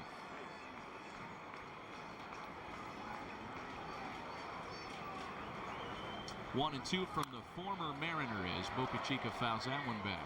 Well, you know, Harold, I think in regard to what's been transpiring with these pitchers, and we had mentioned that the group of 5 that pitched in the game where Puerto Rico mercy ruled the U.S., that was 6 days off, and it's very important for a guy as we in spring training build up arm strength. Matt Thornton's got tremendous velocity. That's a backup cutter slider at 90 miles an hour. He needs to pitch more. All these guys need to pitch more, but get game action. Tomorrow, get a complete roundup of all the World Baseball Classic action with highlights, analysis, and a look at the tournament's upcoming matches. Don't miss World Baseball Classic tonight. That's tonight, presented by Sprint. Tomorrow at 6:30 Eastern, only on MLB Network. World Baseball Classic tonight, tomorrow at 6:30 Eastern. If you can follow that. We're doing a Groucho Marx bit. Here's Felipe Lopez now with 1 gone. Lopez walked and was caught stealing in the 3rd.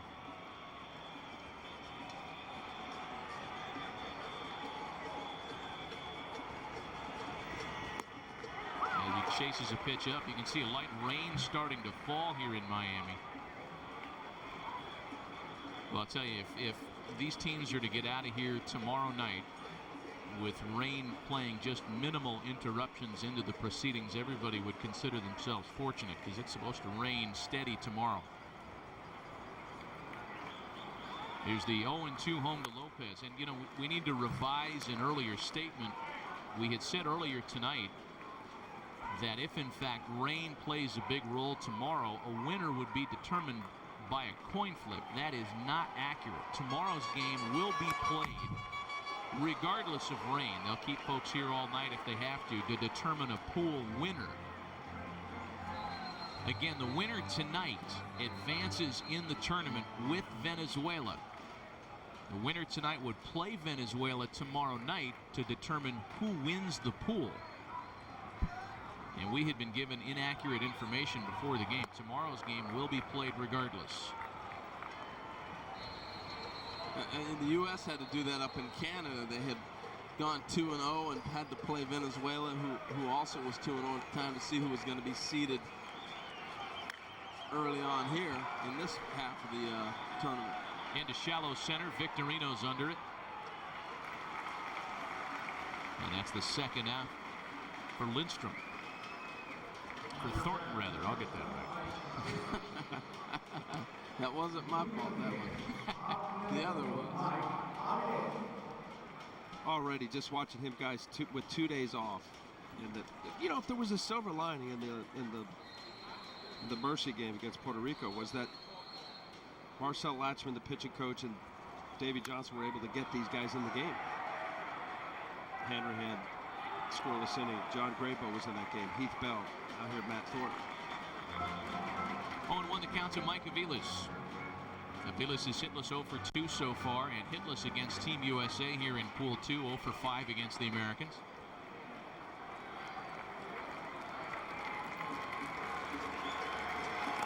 You know, we mentioned it kind of as an aside last time Aviles was at the plate, but Al, we didn't get a chance to get your thoughts on it. I think that it's such a a nice story to have come from this year's World Baseball Classic that Sidney Ponson has gotten a contract now. Pudge Rodriguez has got his one-year deal. Talent's being showcased, and people in baseball are paying attention. And we don't have time to talk about it again. It's still tied at 3.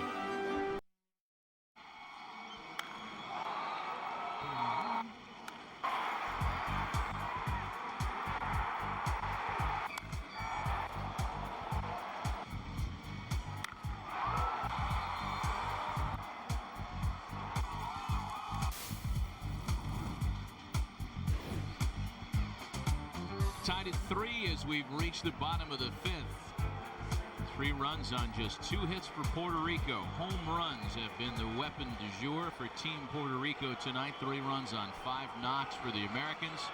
And it'll be to Derek Jeter, Jimmy Rollins, and Kevin Youkilis to lead things off against Nelson Figueroa, who has retired all 4 batters he's faced since coming on in relief of starter Jonathan Sanchez.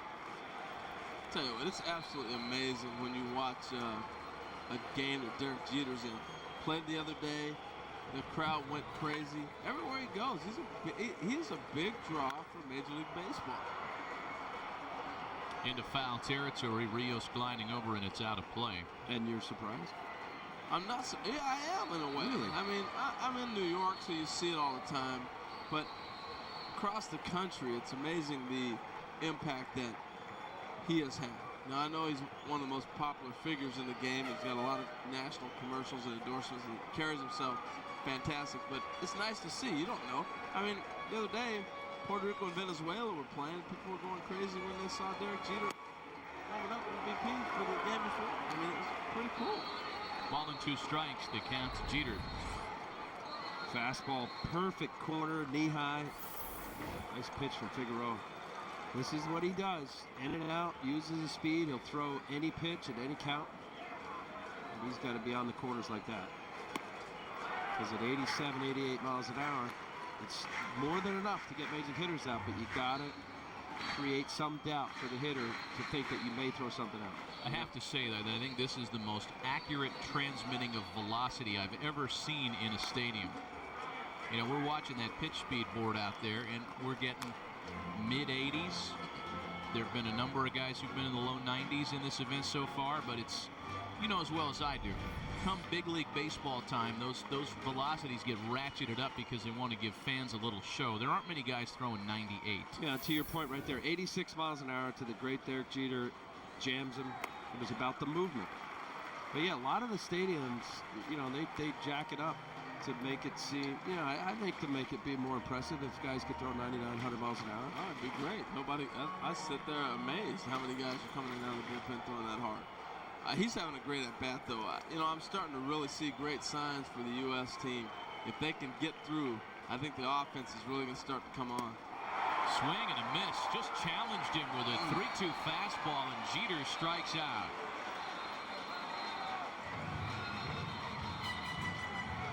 This copyrighted telecast is presented by authority of the World Baseball Classic Incorporated and may not be reproduced or retransmitted in any form, and the accounts and descriptions of this game may not be disseminated without express written consent. So much for that great at-bat. I mean, how many times you see Derek Jeter miss a middle-in fastball 88 miles an hour? Here's Jimmy Rollins now with 1 gone.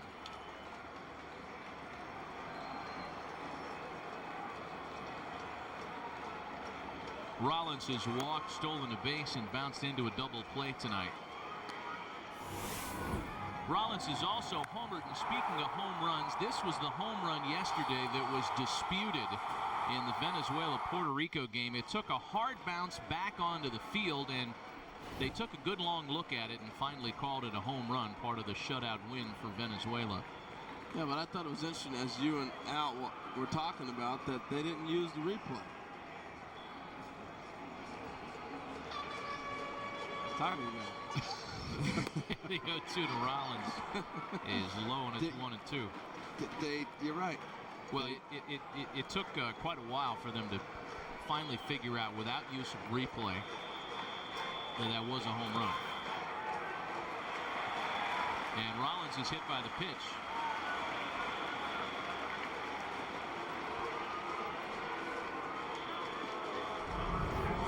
So breaking ball, back foot, no front foot. That hurts. That's a laser slider, can't get out of the way. Right on the toe. Figueroa showing good movement, locating his fastball. He's got a good breaking ball. Anytime you're, as a pitcher, you're ahead 0-2, 1-2, you never want to hit the guy, especially Jimmy Rollins. He'll be at second base here in a few pitches. Here's Kevin Youkilis now with 1 out and 1 on. Youkilis sent a solo shot into the left field stands in the third. 3 of his 6 hits rather in the World Baseball Classic have been home runs. Tell you, he's one of the great hitters in the game. I don't think he gets a whole lot of credit. You know, a lot of people talked about Pedroia, and deservedly so, he's MVP. But if he wasn't, I think this guy deserved to be the MVP last year in the American League. He had an incredible season. Gold Glove first baseman. Mike Lowell goes down. What do? You move him to third and say, go ahead and handle third base for us. And he does a great job over there. And then the offense speaks for itself. He's one of the elite players in the game. And I think we're just starting to get into those fruitful years for him. And a gamer. This guy is grit, just old school, play the game right. Maybe Rapuano, longtime Major League umpire. Jimmy's got a great lead. Look at that lead right there. You always want to try to get to the cut of the dirt if you can, and diving back is a perfect lead if you can get back on it. Youkilis sends a drive out to center. This is playable for Beltran, and 2 gone.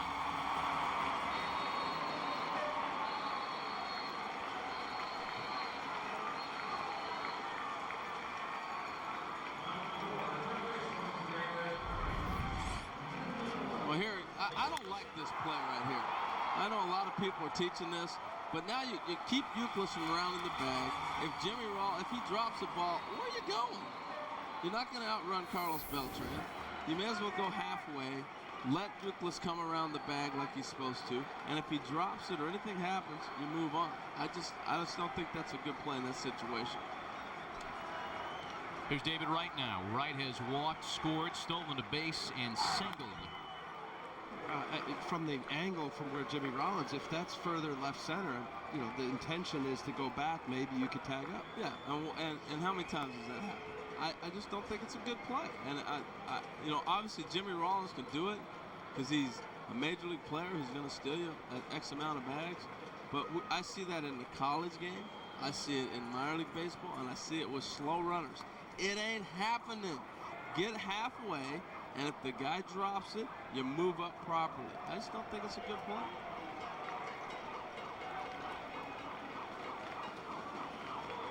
Adam Dunn due up next.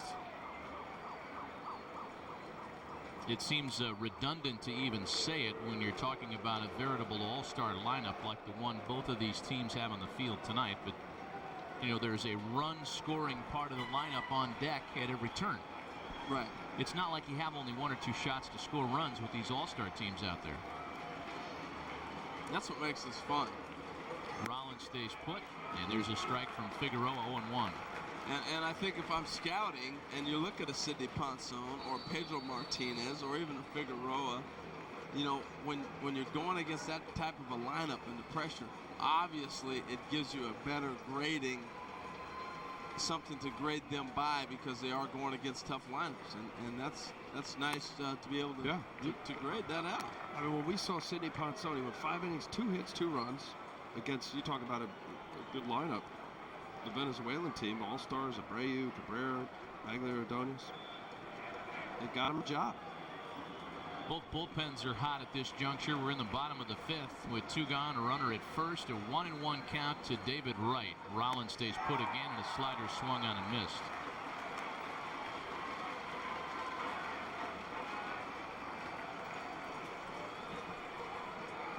Talk about the unpredictable repertoire of Nelson Figueroa. First pitch, fastball right there for David Wright.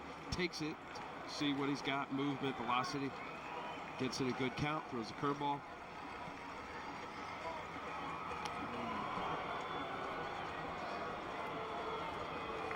Well, they're probably thinking the same thing I am. They're surprised Jimmy Rollins is still sitting around now. You got to remember, he may not feel like he is fully in explosive shape yet to steal bags. Now, he's already stolen a couple, but you have to really get a feel for it like everything else that you do on the diamond. And David Wright with a defensive swing just to stay alive in the plate appearance. It stays 1-2. Jose Akendo has a double barrel working in his bullpen. He's got Javier Lopez and Ivan McDonald up. Heath Bell is up for Team USA. First base runner to reach against Nelson Figueroa was Rollins, an at-bat ago when he was hit by the pitch. And a little larger lead. There he goes. The pitch to right is bounced to third, and it's a foul ball.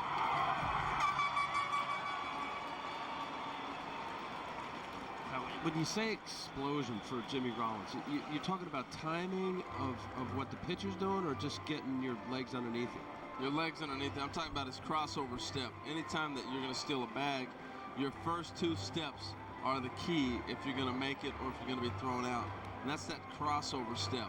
And oftentimes, until you really are used to running and having your legs centered underneath you,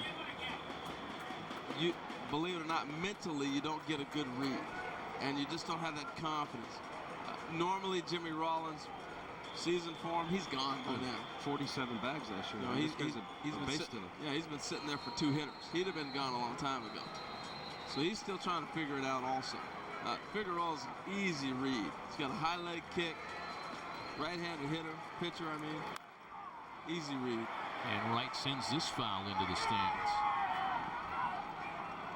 But it comes down to comfort. And I just don't think he's quite comfortable yet. Next pitch will be the 40th of the appearance for Nelson Figueroa. Wow. I mean, for a guy that's allowed all of 1 base runner in 2+ innings, he has had to work deep into counts like this one. This will be the 7th pitch of the at-bat to David Wright.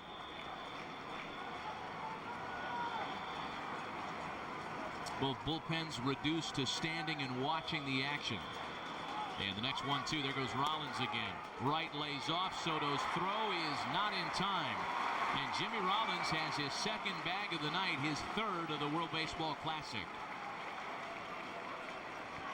Well, he gets again, Figueroa is a great guy to run on. This is a fastball up that a catcher's already set up anticipating the throw, and Jimmy makes it easy because the high leg kick, and he steals this bag off the pitcher. He's looking in, he's still trying. He did so many things wrong for him that he'll look back on and go, man, that was a bumpy ride, but he made it easy.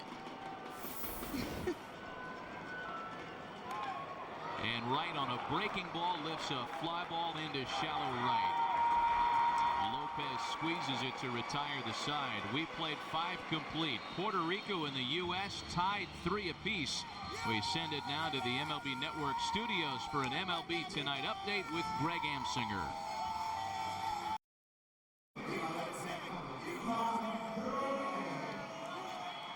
Thanks, Greg. Back in Miami, a 3-3 ball game as Heath Bell takes over to work the top of the 6th inning. He'll get Pudge Rodriguez, Carlos Beltran, and Carlos Delgado. Bell worked an inning on Saturday night against Team Puerto Rico and allowed a run, facing the same part of the order. The new San Diego Padres closer goes to work in the 6th. Ted Lilly started for Team USA, went 3 1/3. Joel Hanrahan pitched. Matt Thornton worked an inning scoreless, and now Bell in the 6th. Had his 74 games last year in San Diego. You got a chance to see him quite a bit, Matt. Explosive stuff. A guy who pitches with urgency. He's got the closer's mindset. You know, that's the key, the closer's mindset. Are you able to pitch that 9th inning, give up a run, lose a game, and still be able to come back? And that's the difference. You know, it's a lot of guys can go the 7th and 8th inning, but that 9th inning, they just can't seem to be able to handle it mentally. No parachute. He's not a real comfortable at bat. He throws hard, and he's a little herky-jerky too. He's just uncomfortable enough. I played with. He was in some big league camps with the Mets, and you watch a guy on the side. He's got, as you said, man, explosive stuff. And he loses Pudge Rodriguez for ball 4. I think think it's difficult, and you know, I actually spoke to Heath Bell yesterday about this, and he told me I was nuts and that I was totally wrong, but I'll throw it to you, Al. For a guy who's used to pitching late in games, whether you're the 8th inning setup guy or the closer, spring training, exhibition play, international plays, coming in the 6th inning, this is a different feel for a guy. Well, I would say that's true, but I also know that there's been plenty of closers that would get their work in spring training and do fine with not pitching the 9th inning. Whether it was a game where they just wanted to make sure they got their inning in, or sometimes there's been some closers who needed more than 1 inning that would start a game. I remember Dwayne Ward a few times would actually start the game. Well, I remember Eck when he was with Dennis Eckersley when he was with Oakland. Tony La Russa would use him in the 2nd inning. But in this situation, Matt, and I have to tend to agree with you in this, in a serious exhibition contest like this, it's a different mindset. It's not closing the game out. I think I have to agree with you. In spring training, you're getting your work in. This counts. However, I think each player recognizes that you're part of an all-star team, and you know your role on the all-star team. Well, Carlos Beltran knows his role, and it is to lead on both sides of the scorecard. He's done it offensively, and he took a home run away from Brian McCann in the bottom of the 4th. That's going to be on the all WBC reel by the time this is done. Smooth. Well, he plays so easy and effortless. That's a great call on the bunt right there, testing his teammate out. And David Wright answers the call, but that run moves up 90 feet. Rodriguez to 2nd. If he's able to push that ball down 3rd base, he'd have been a little better suited.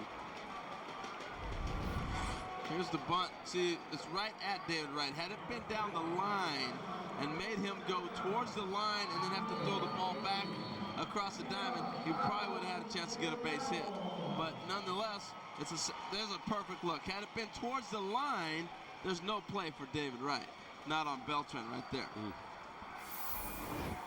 Carlos Delgado now with a runner at 2nd and 1 gone. Delgado has homered tonight. It was a solo shot that came in the 4th. It was a check that 2-run shot that came in the 4th. You start thinking about putting him on in this situation? Yes. Absolutely. I mean, this is go home if you give it up. Well, you're just playing the percentage here because it's not like Alex Rios is a soft out. He is a right-handed hitter, however, and it's right-handed from here on down for the foreseeable future. Rios, Soto, Gonzalez. Which is probably the reason why J.P. Howell's not up, or John Graybo. Well, a lot of people are probably saying that, well, that's why Beltran should be swinging in that situation, not bunting him over. I like the bunt in that situation. I think it's, with this type of lineup, move the runner at 2nd base, put the pressure on the defense, see what happens.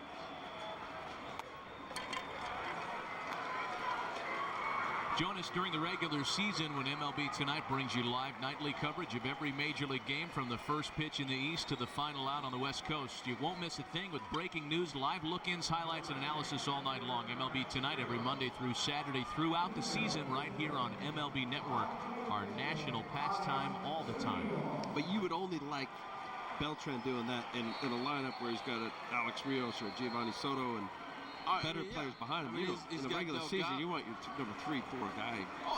Absolutely. I mean, you got Delgado, potential MVP player. Rios is a breakout star. And then you got Rookie of the Year.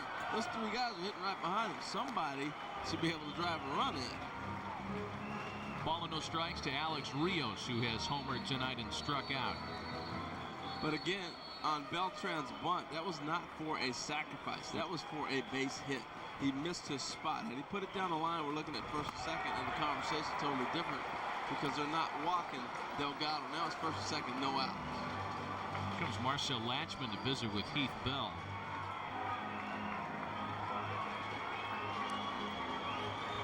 What an unusual task, and by the way, what a perfect candidate to do this job in Marcel Latchman. I mean, you're taking a group of all-star pitchers, cobbling them together for a very short run. You're taking a look at the home run by Rios, and that's the mistake that Heath Bell doesn't want to make. Fastball middle in. The pitch that Ted Lilly threw him in the 2nd. Well, a lot like we were talking about with McCann. He got a pitch that he can handle. The power is going to come to these younger guys as they get older and knowledge of the strike zone. But back to your point, Matt, about Marcel Latchman. One of the best pitching coaches in all of baseball. Knowledgeable, and nobody's got more pressure than him to deliver these pitchers back healthy to the teams they came from.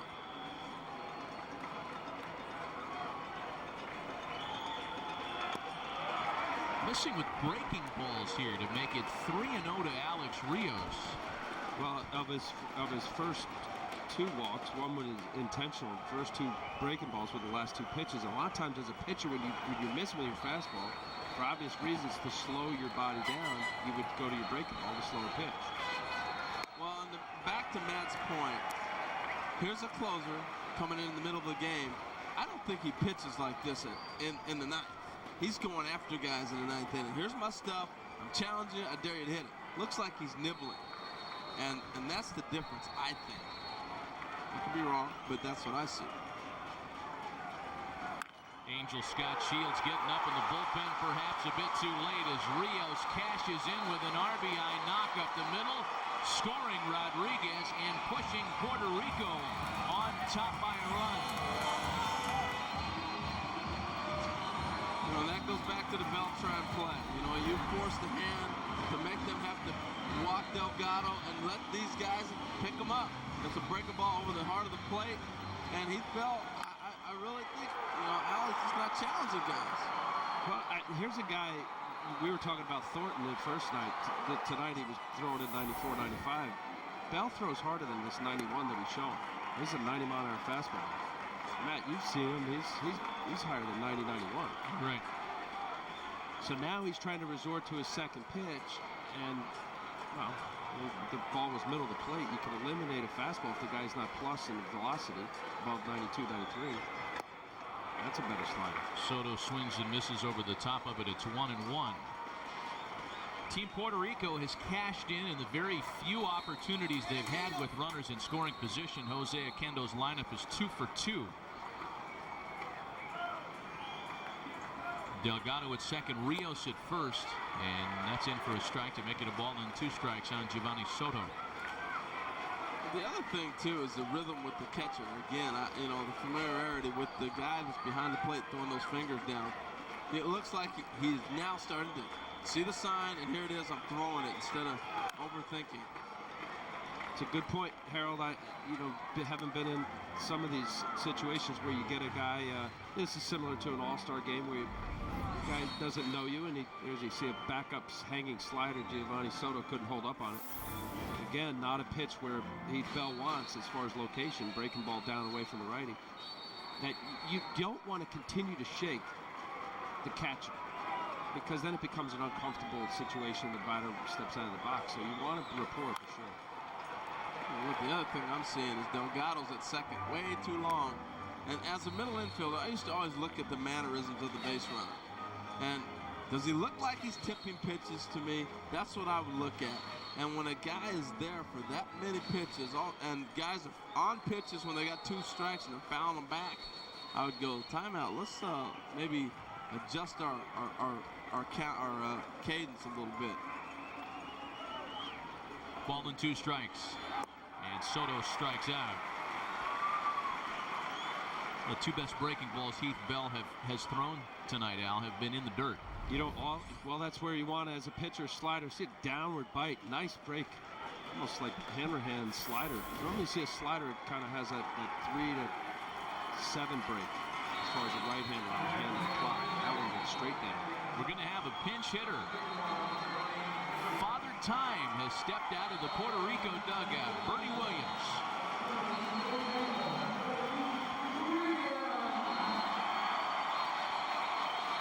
And fans of both Team USA and Team Puerto Rico recognize Bernie being announced here at Dolphin Stadium. Well, it's the perfect time to let him get an AB. You know, watching Bernie play and move in Puerto Rico the other day was not one of those great sights you wanted to see. It just looked like time had caught up to him. Well, he's been away a couple of years, 40 years old. Let me finish my sentence before you kill me. You know? but I want to see what he can do. He's a switch hitter, so therefore it gives him a nice advantage. I want to see Bernie getting that bat. Thank you.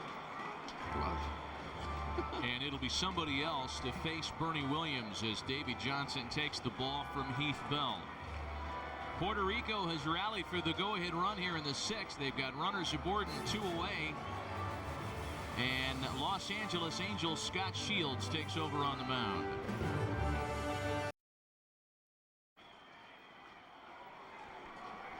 And one of those snapshot moments with Bernie Williams pinch hitting for Team Puerto Rico. The beloved 40-year-old ex-Yankee with runners at first and second and 2 gone, and the Puerto Rico team having taken a 1-run lead. As Bernie lays off Scott Shields' first offering, it's a ball and no strikes. Somebody's blowing one of those timeout whistles for you, man. They're killing me. It's unbelievable. As for Shields, the winningest relief pitcher in Angels history, 41 career victories, coming off one of his best, if not his single best season in 2008. Posted a 2.70 ERA and led the American League in holds with 31. Hit your fastball, Bernie, right here.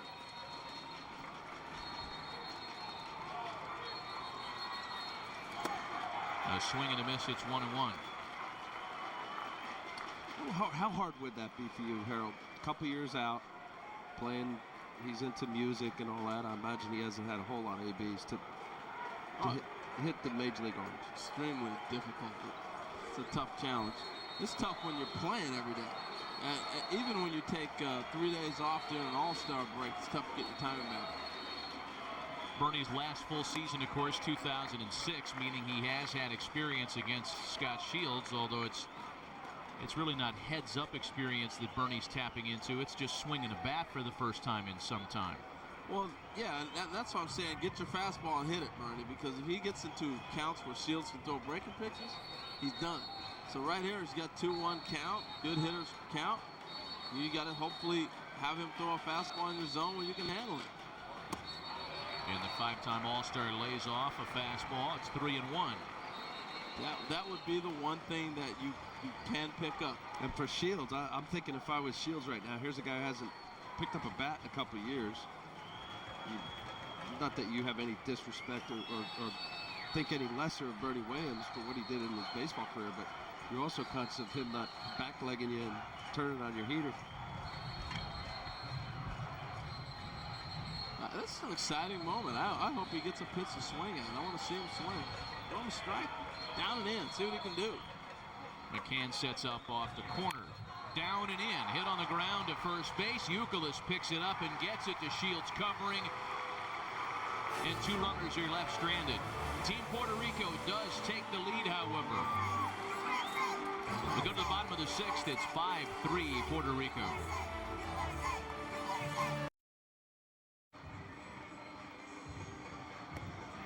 Team USA down a run as they go to work in the bottom of the 6th inning against a new pitcher. A couple of changes for Puerto Rico as Ramon Vasquez takes over at third. And it is a double switch, which brings Javier Lopez in on the mound.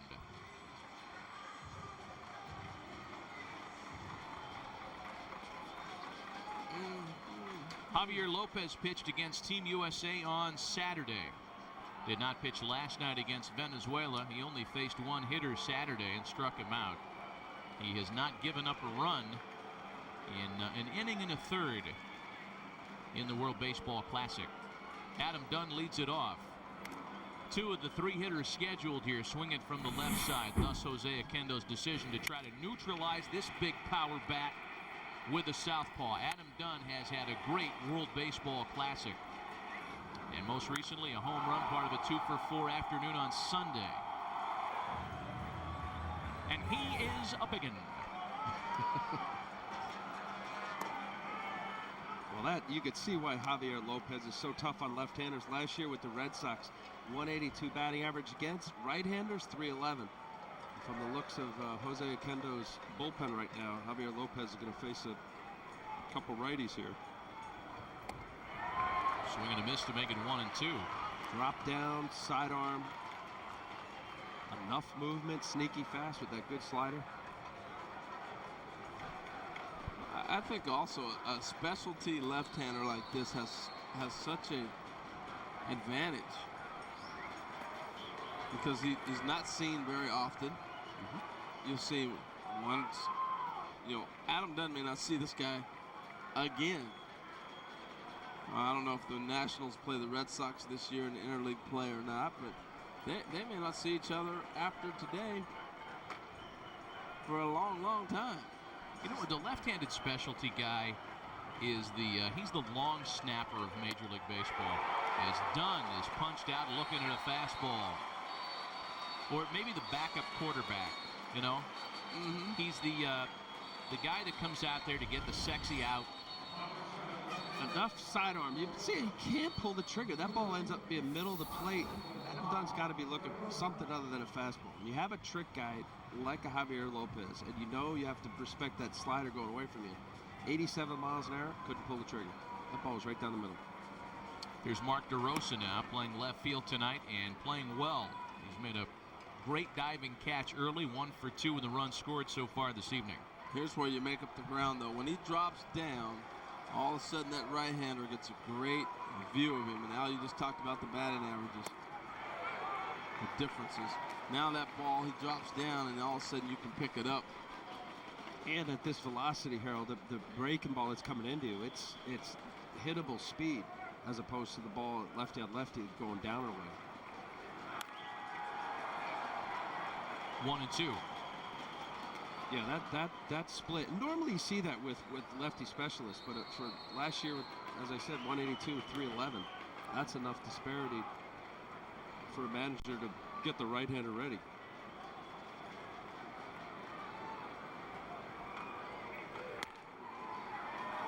Fastball stays high. 88 miles an hour that time from Lopez. Well, because he changes angles on almost every pitch, you throw velocity out. It's deception that is really the key for him. Full count now, 3-2. And deception, I mean by the angles, not necessarily deception in the velocity. Mark DeRosa, a .310 hitter last year in Chicago versus Southpaws. And Brian McCann, the left-handed hitting catcher, due up next. DeRosa's jammed and on one hop out to shortstop for Aviles, 2 gone.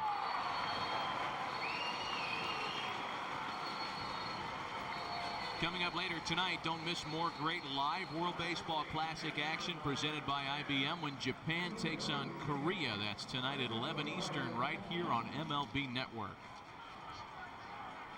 Tell you what, did you get a chance to see Yu Darvish pitch yet? I have not. Have not seen any of that bracket. He is filthy. Did a nice little breakdown tape on him sitting back there at the network. But he's got just repeats his delivery. Very difficult to pick up. He's fun to watch. And he wants to stay in the Japan league. He's been. Carlos Beltran might want to stay right here in South Florida the way he's playing. And it's worth another look. The home run robbing grab against Brian McCann in the 4th. And in a one-run game, you don't need us to tell you that's a pretty big play because McCann takes a strike.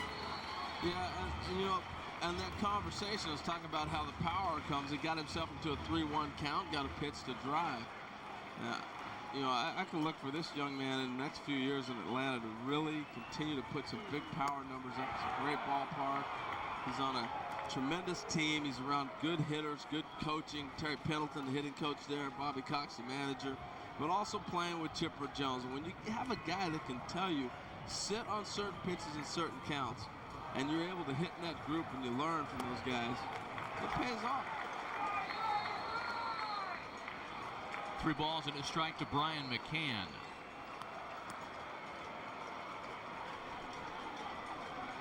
And again, just to bring fans up to speed, if you're joining us late, the Team USA roster depth is significantly challenged tonight. McCann squares up and sends a ball to dead center for Beltran again. This one not quite as flashy. He makes more of the routine play to retire the side. We're heading to the 7th. Puerto Rico on top of Team USA 4-3.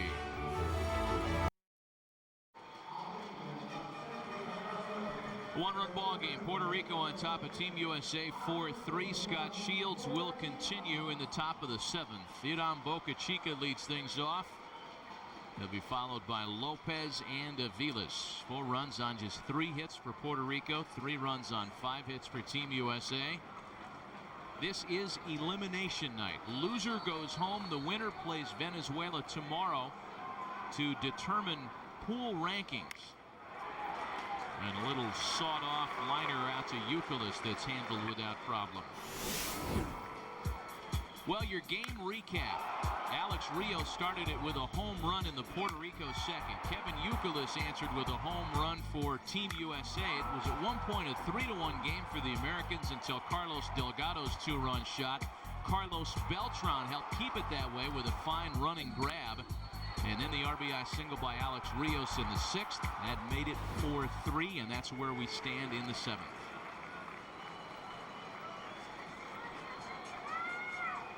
Felipe Lopez now with 1 gone. Scott Shields, guys, and we didn't really have a chance to expand on him, and we did not see him pitch here on Saturday night, is perhaps as close to Iron Mike Marshall as the game may have these days. And a fly ball into center for Victorino. There are a number of resilient relievers in the game right now. And Shields, perhaps for me, is at the top of that list. Well, there's no doubt about it. I mean, we were talking about with Heath Bell about being a setup guy to. Let me see. Help me out with that. Well, that's the Bat Boy, a tribute to a Bat Boy there, who they call the Lou Brock of Bat Boys in Puerto Rico. He's a 62-year-old man.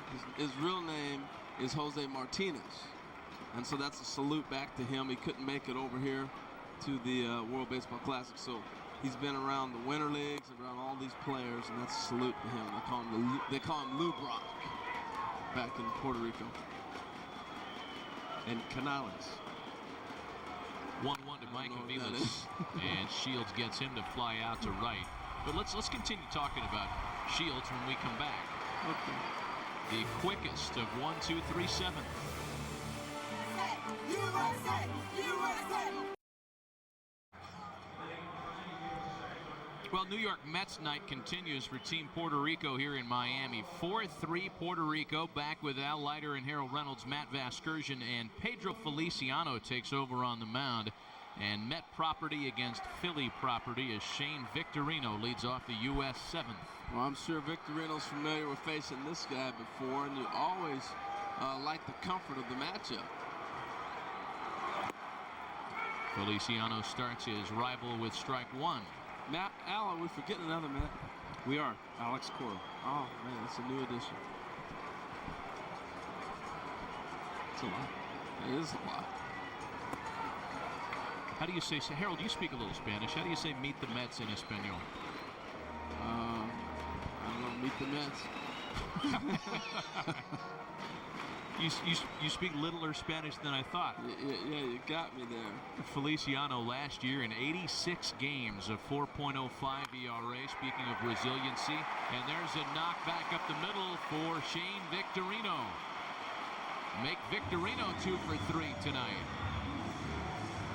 Well, that's that familiarity. When you see a guy before, Victorino, I'm sure, has faced him a few times. Got a nice fastball, drove it right back up the middle.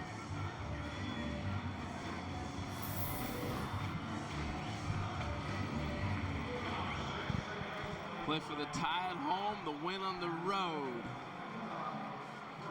Back to the top of the order, Brian Roberts. Well, that base hit represents quite a leap for Shane Victorino, because with all that familiarity, he had only been 1 for 14 against the Met left-hander prior to that base hit. Tying runs aboard for Team USA.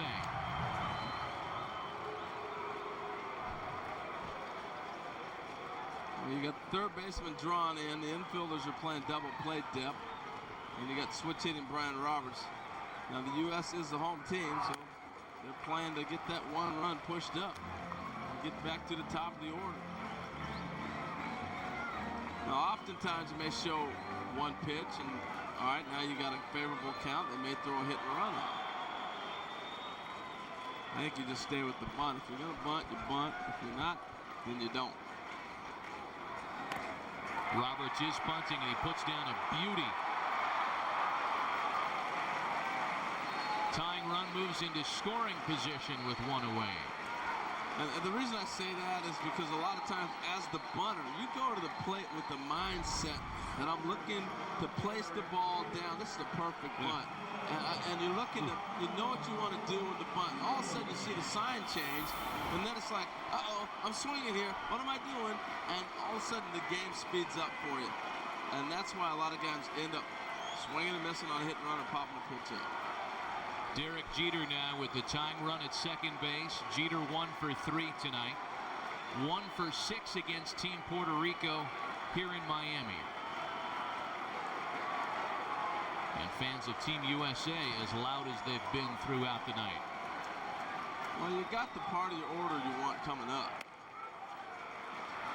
Nobody more clutch than Derek Jeter, and then Jimmy Rollins is on deck. I'm sure he's had some at-bats against Feliciano also.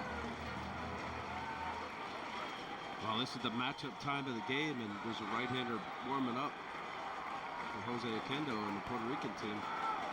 Pedro Feliciano, like Javier Lopez, much tougher against left-handers, specialty lefty. Boy, you said it too, Al. 2007, left-handers hit 168 against him. Last year, just over 200. And this is where some of the versatility of Davey Johnson's lineup pays off. You got the switch hitter Roberts, who was able to bunt against him. Jeter now, switch hitter Rollins up next. The 1-1 home. And it's 2 balls and a strike to Derek Jeter. You know, and the other thing that plays in, guys, is that Feliciano's got to get his work in, too. I mean, sometimes that plays into it. But I think also, you don't want to put Rollins on the left side of the plate. That's where the power's been. That's where he's had the most hits in this WBC. You want to leave him on the right side of the plate. Victorino, the tying run at second. 1 gone in the 7th inning as Jeter shoots that one foul. Yeah, just having, I know what you're saying, Harold, having faced Jimmy, boy, he's a better left-hand hitter because they see more right-handed pitchers. But for Jimmy Rollins, he's got very good pop from the right side. Oh, I agree. I mean, he's as good as anybody from both sides of the plate. Well, all these guys, Victorino, Roberts, Rollins, you don't get to this level unless you can hit from both sides of the plate. Boy, I think Soto wanted that inside. And Feliciano missing badly to Jeter to make it a full count, 3-2.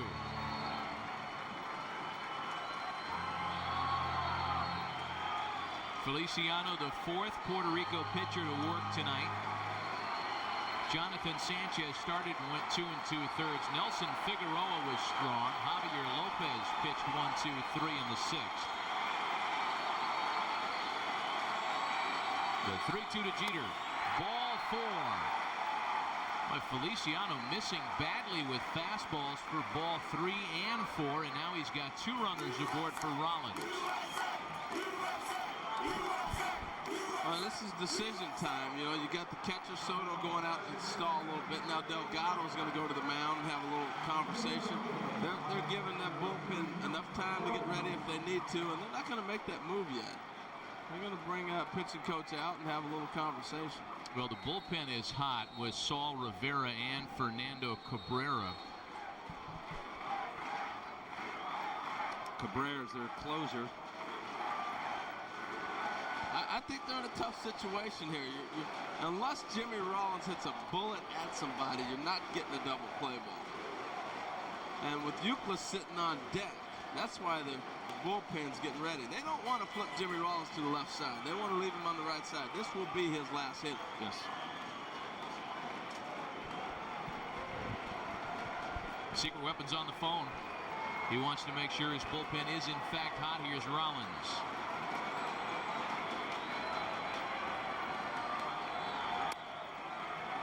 After Rollins, it's Kevin Youkilis who has homered tonight.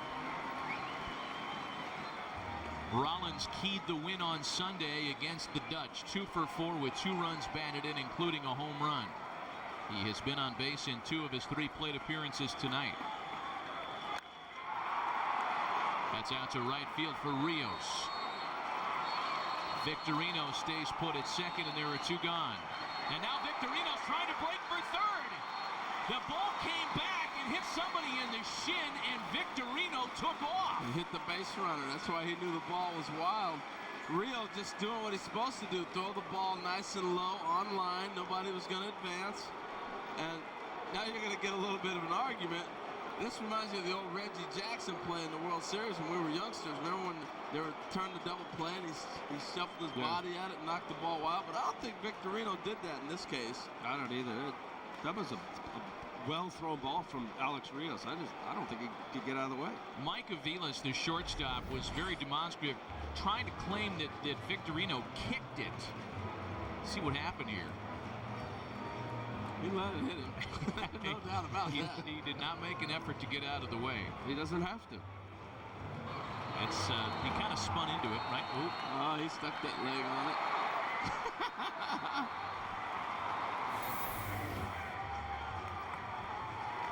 After further review. Gamesmanship, right? Gamesmanship is what we're talking well, about. now they're coming out there with that's the interpreter. He's going to interpret for the other umpires. Again, on this international crew, you have Ed Rapiwano, who's the crew chief, and Mark Wegner from the States. Masato Tomiyos, who's been an umpire in Japan in the Central League since 1978, and Luis Ramirez, a former Mexican League umpires coordinator. So it is a very distinguished group of officials. If you're thinking about replay, now remember, Major League Baseball only uses replay on home run calls, not on a play such as this. And so therefore the umpires do not have this at their discretion to say, yeah, well, maybe he did stick that leg out and bump it a little bit. Well, this call will stand. Jose Akendo's coming out and he's going to make a move, but he is also trying desperately to get the attention of Luis Ramirez, the first base umpire. And that's going to be all for Pedro Feliciano. Controversy and a pitching change with the U.S. rallying, trailing by a run.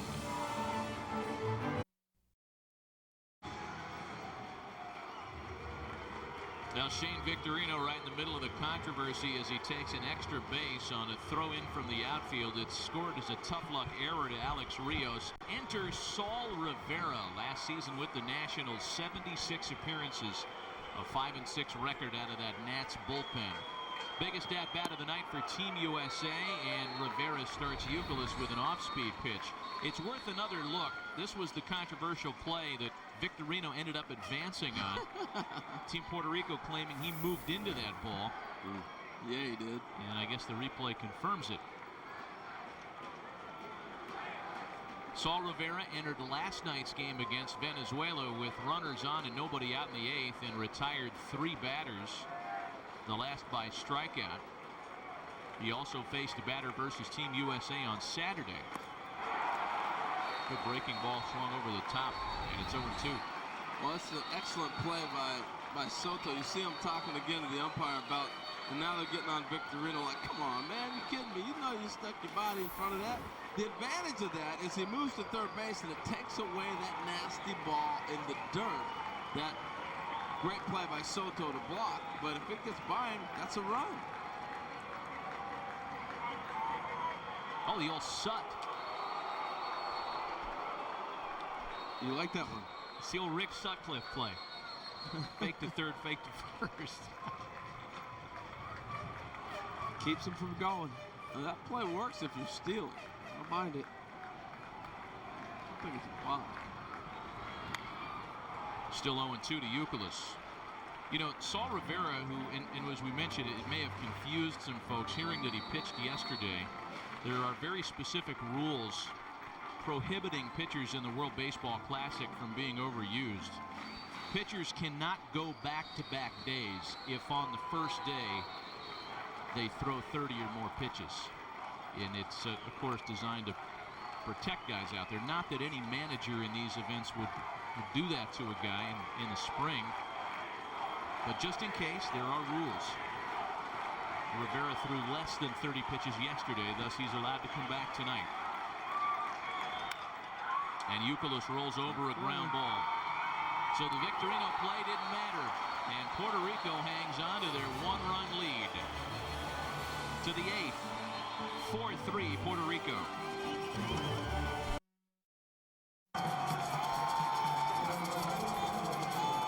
Team Puerto Rico still on top by a run, back without Leiter and Harold Reynolds. Matt Vasgersian in Miami. The winner moves on and takes on Venezuela tomorrow. The loser is done.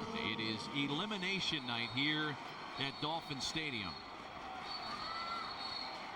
Team USA goes to the bullpen for its 6th pitcher of the afternoon, of the evening that is, and he's right-hander J.J. Putz. And what's the theme tonight? Another Met. Pudge Rodriguez grounds it to second base, and a fine play at second by Brian Roberts. Well, he got a great jump on that ball. Tremendous play.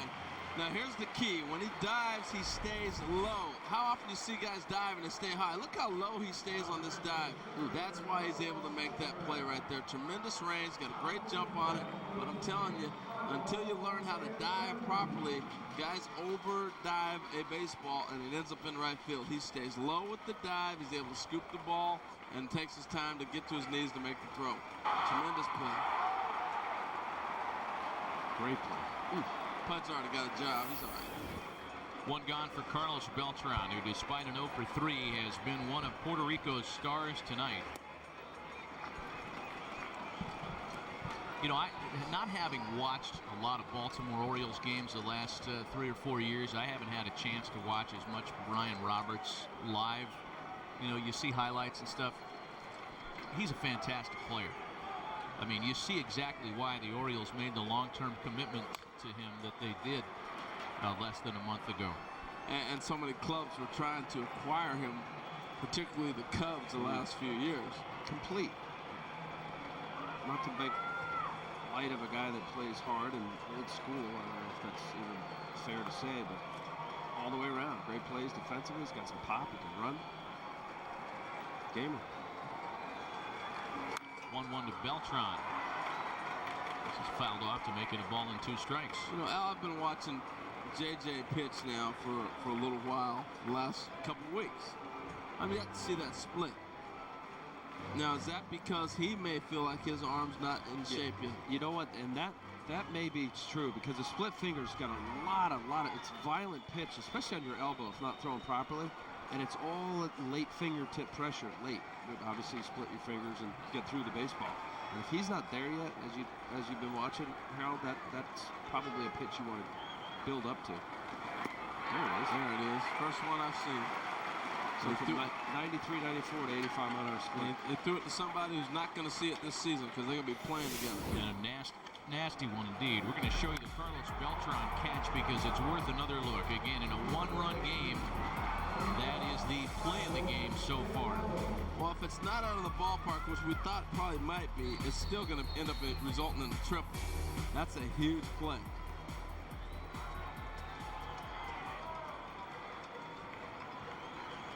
So with 2 gone and the base is empty now. It's Carlos Delgado.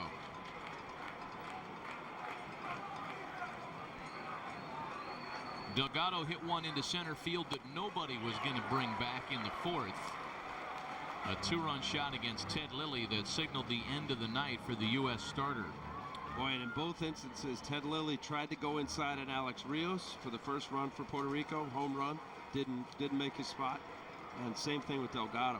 Power guys like that, especially in a close ball game as this game is played out.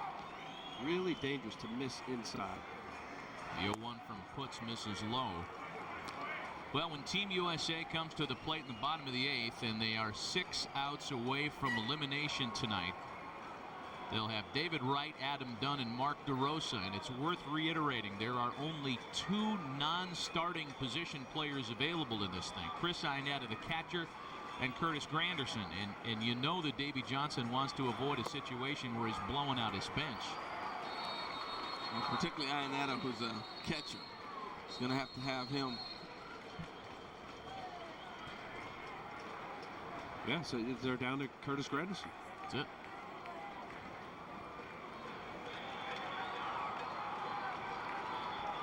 If you're wondering about Ryan Braun, it's an injured right side of his rib cage. At least that's what it's listed as technically.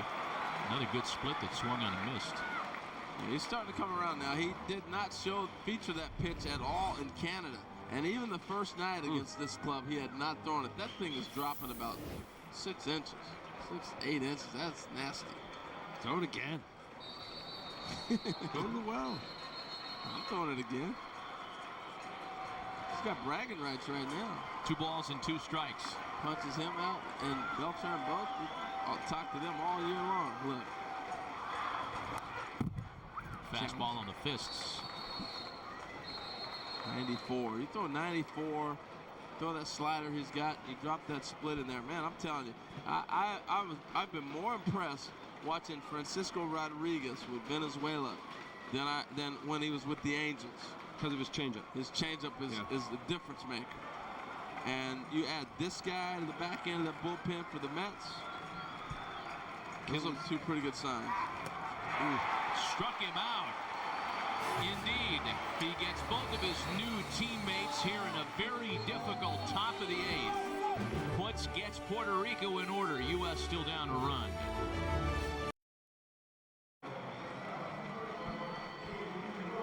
Well, Puerto Rico has only 3 hits tonight, but the home run has allowed them to reach a 1-run lead over the U.S. here in the 8th. 4-3 Puerto Rico. Loser goes home in the World Baseball Classic tonight from Miami. David Wright will lead things off against Saul Rivera, who continues on the mound for Team Puerto Rico. Wright, Dunn, and DeRosa. Well, Matt, you made a great point about David Wright in this ballpark. And if he's looking for any kind of a big at-bat, this is the time to have it. A career 350 hitter here, whether it's called Dolphin Stadium as it is currently, back when it was called Pro Player. I don't think he ever hit here when it was called Joe Robbie. Here's a 1-1. Ball and 2 strikes. You're thinking, aren't you? Yeah, there was another name for just a short little window. Quanquom? No, like Fruit of the Loom Bone. You're right. There was another name. In the last 10 years, there was another name here. Here's a 1-2 from Rivera. That is our Ask.com question of the night. Nice. Very nice. Give him a free pop. What was the other name of Dolphin Stadium? Not what Davey Johnson and Reggie Smith are worried about right now. No, they're not too worried about that.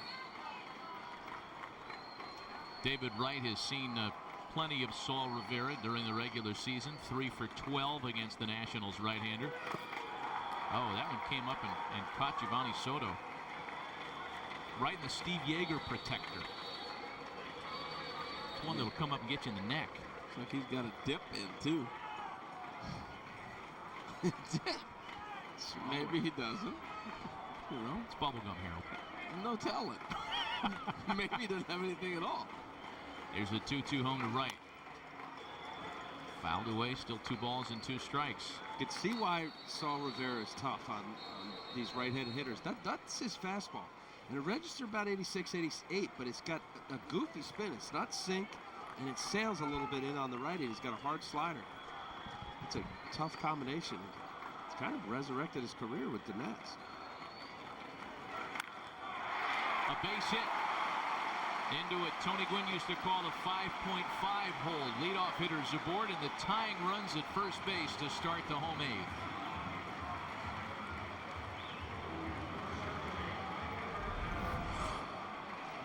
Well, he got a slider out instead of coming back with that pitch you were just talking about, and David was able to get around it. You know, he's had a couple good at-bats tonight. The base hit up the middle the first time up, and then that ball right there. I think he's buttoned.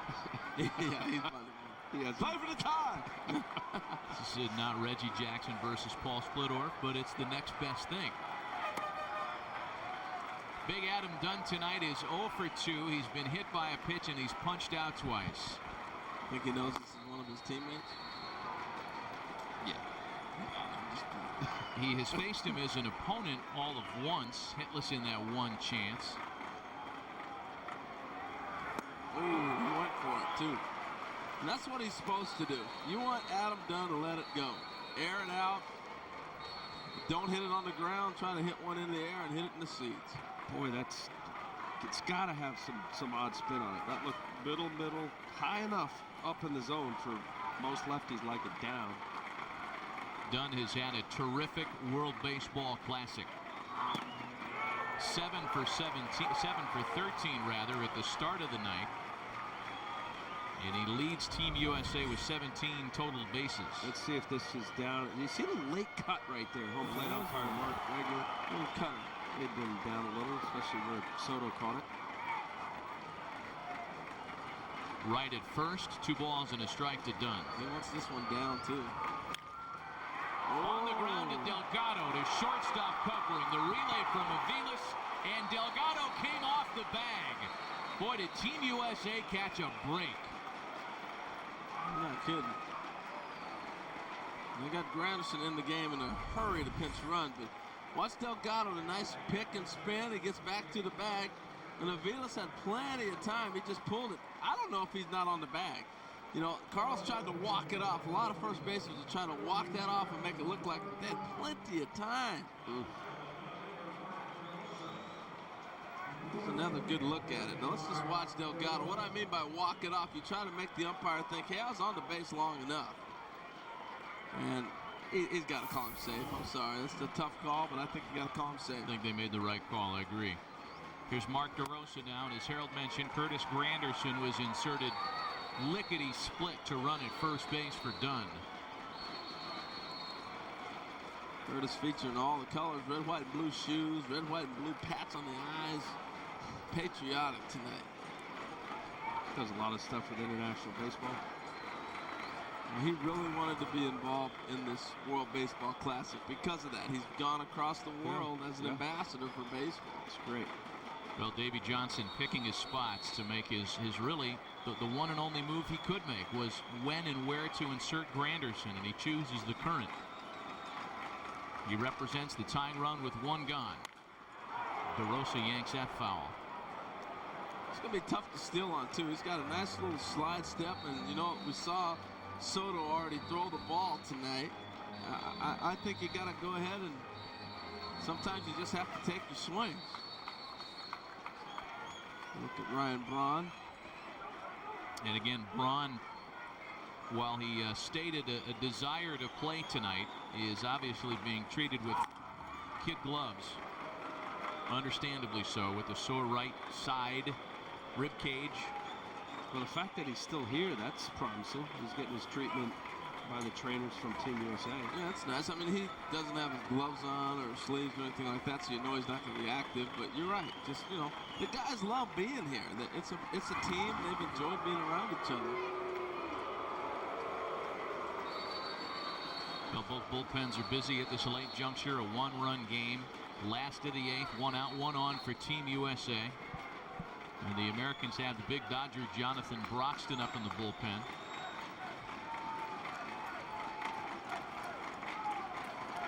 Next pitch from Rivera spins DeRosa away and makes it 2-1.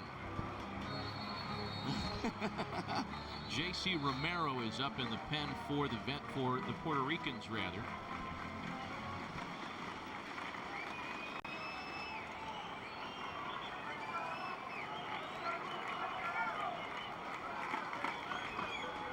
I don't think this is a good combination to run in. And DeRosa with an excuse me swing foul ball. This is going to get out of play. And it's 2-2. How about Curtis Granderson? 20 home runs, 20 triples, 20 doubles. I mean, unbelievable year he put together last year. Stuff that people had never done before. And he's having to come off the bench. It's kind of depth that they have.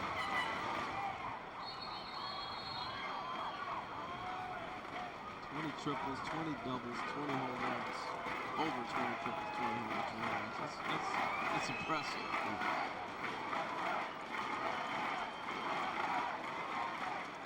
And Granderson back in safely. After DeRosa, it's Brian McCann.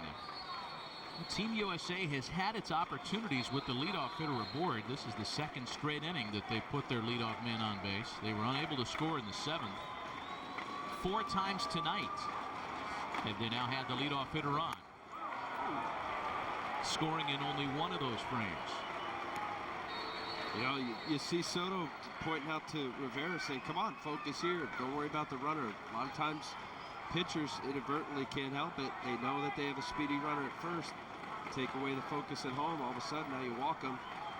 Doesn't matter what you're doing at first base, it's first or second. You got to think this is his last hitter. 3-2 count. We'll see if Granderson's going, because you got to think Romero's going to face McCann. And there goes Granderson on the ground to third. It keeps Team USA out of the double play. The tying run moves into scoring position with 2 gone, and it's going to come down to McCann. We'll see how Jose Oquendo chooses to counter it for Team Puerto Rico. I got Ionetta over there, so he's sitting there going, do I want this guy to face McCann, or do I want the lefty to face McCann, and see if they make the move to get Ionetta to pinch hit? We'll see. Good jump by Granderson. And you got to send him right there. 3-2, 2 outs. You know DeRosa's going to put the ball 1 out. DeRosa's going to put the ball in play. You can't end that inning with the double play. That'll be all for Rivera. They want J.C. Romero out of the bullpen. We'll be right back.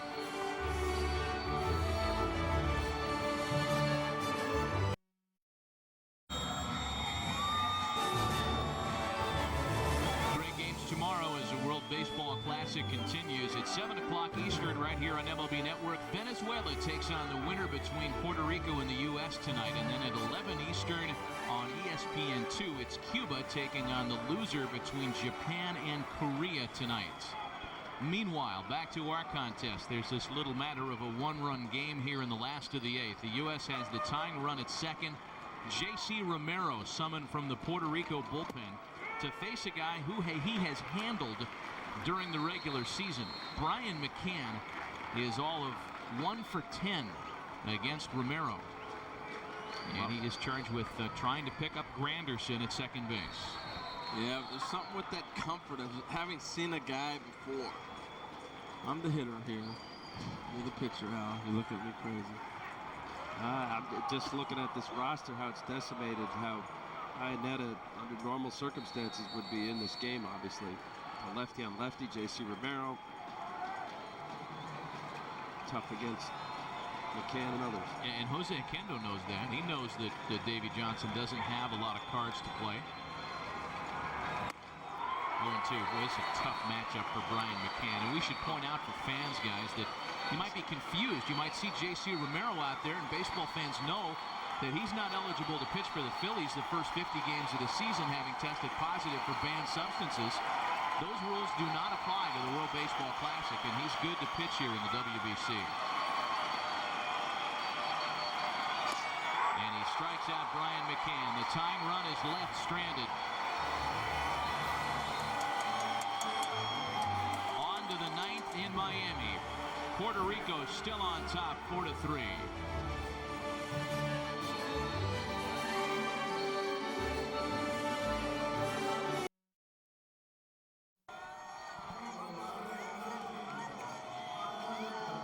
But fans of Team Puerto Rico know that their squad is 1 inning away from moving on in the World Baseball Classic. Jonathan Broxton will become the 7th American to throw in this one tonight, and he'll try to keep it just a 1-run deficit. 70 appearances last year out of the Dodger bullpen. This is his 4th World Baseball Classic appearance, most recently a scoreless inning Sunday against the Dutch. Alex Rios leads things off for Team Puerto Rico. And a couple of changes defensively. Curtis Granderson, after pinch running, stays in center field, and that moves Shane Victorino to right. Granderson having pinch run for Adam Dunn. Well, tighten up the defense, obviously, with the 1-run game, having Victorino in right field, covering more ground. Alex Rios has been a problem tonight. He's driven in 2 of the 4 runs for Puerto Rico.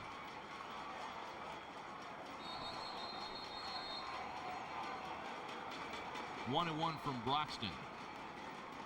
Well, you know, getting back to that matchup, Al, and we were up here kind of shaking our heads between innings. That is an awfully tough spot for Team USA to be in, and for Brian McCann in particular. There's no chance that McCann would have been allowed to face Romero had there been any depth on the U.S. roster. I mean, you could just go right down the line with obviously with Pedroia early on, and Ryan Braun and Chipper. And to have the two catchers, Davey Johnson couldn't be left with the possibility of an extra inning game, having Ionetta go and not having a backup to him. We mentioned Alex Rios having a great night for Team Puerto Rico. His home run came in the second against starter Ted Lilly. He added an RBI single in the sixth, and that stands as the go-ahead run.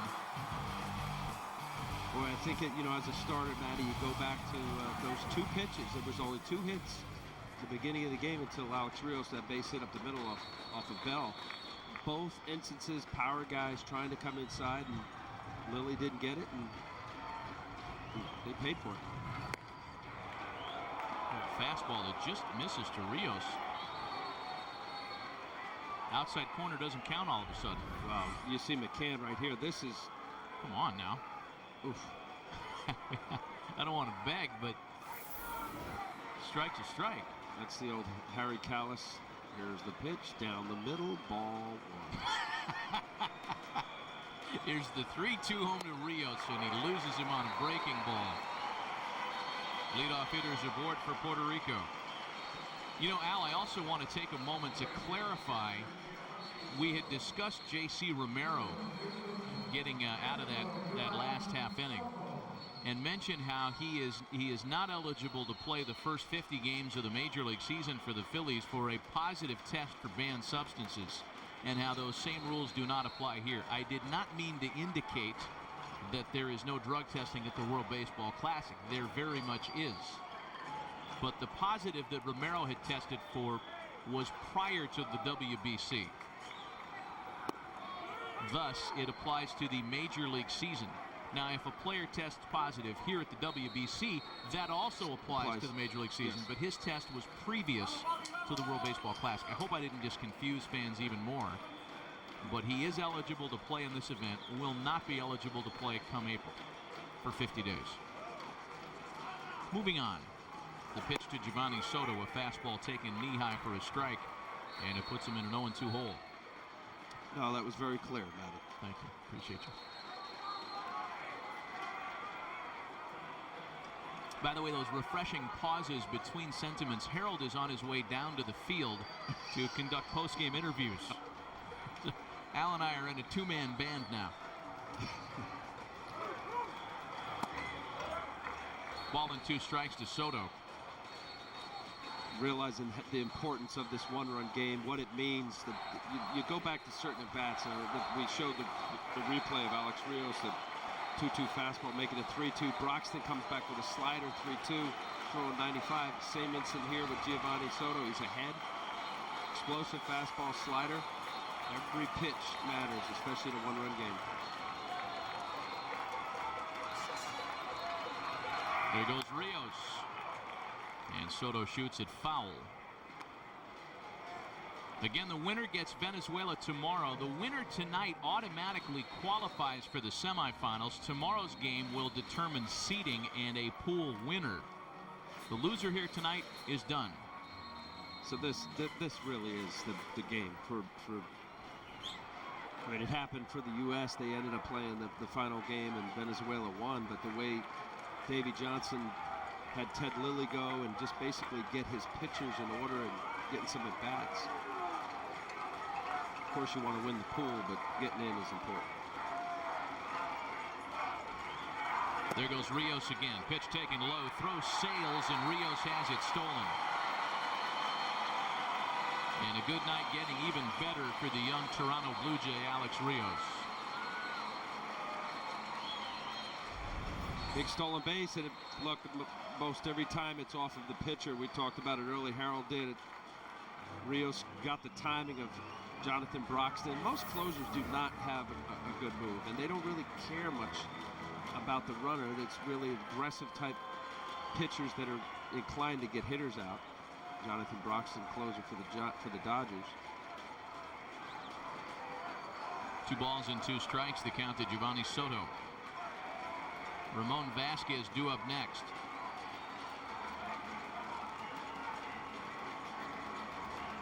Nobody out here in the top of the 9th. And a bouncer to third. Wright keeps the runner in check, and there's 1 gone. You know, fans of Team Puerto Rico were hopeful that this 2009 World Baseball Classic wasn't going to play out identically to their 2006 run when they stormed through the first round of competition and then suffered their first loss in the second game of the second round, each to Venezuela. And in 2006, after losing to Venezuela in the second round, they followed that with a loss to Cuba and were eliminated. In this double elimination play, that first game, I wouldn't say it's the end of it, but I'd like to know the records of the teams that lost the first game that went on to the next round, next pool play. It's a huge game. Put you in the winner's bracket, loser's bracket. Here's Ramon Vasquez now. Did you, when you played on the 06 team for the U.S. in this event, did you sense that after the first game of each pool? Well, you know, the way it played out, we lost to Canada, came back, beat Japan, and I know the last game Roger Clemens pitched a great game. We lost 2-1 to Mexico. Had we won the game, we would have moved on. Obviously, we didn't. Similar to this, it's the same situation.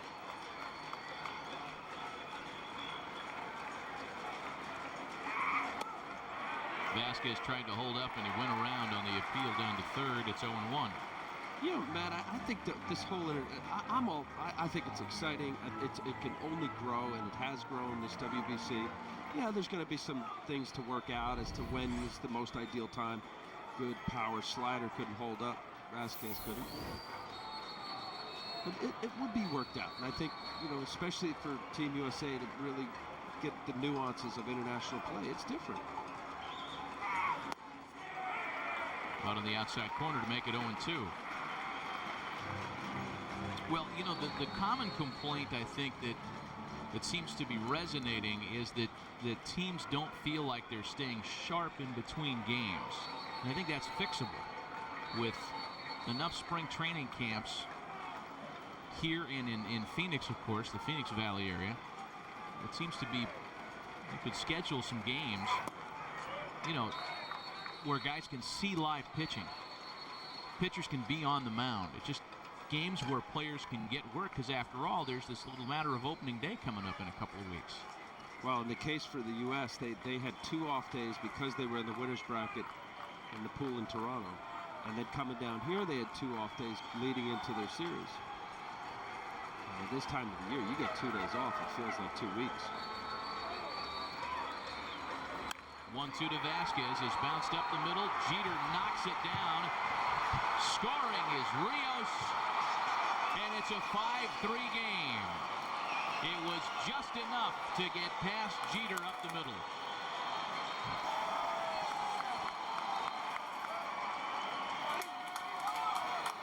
Huge run. Have to make a 2-run. Vasquez stays on this slider, stays away. Derek hoping that he could knock it down, at least keep it in his glove to keep Rios from not scoring. Not being able to do it. You see Rios hesitating and then gets the go-ahead. Big run for Puerto Rico. They know it.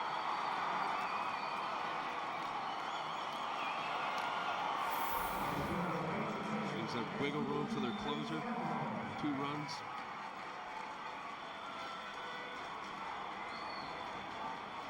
And we'll have another pinch hitter here is Jesus Feliciano, who played left field and led off Saturday against the U.S.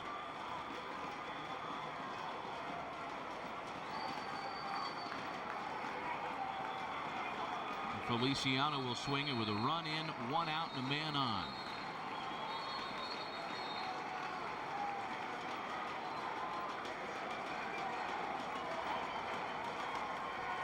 And there goes Vasquez.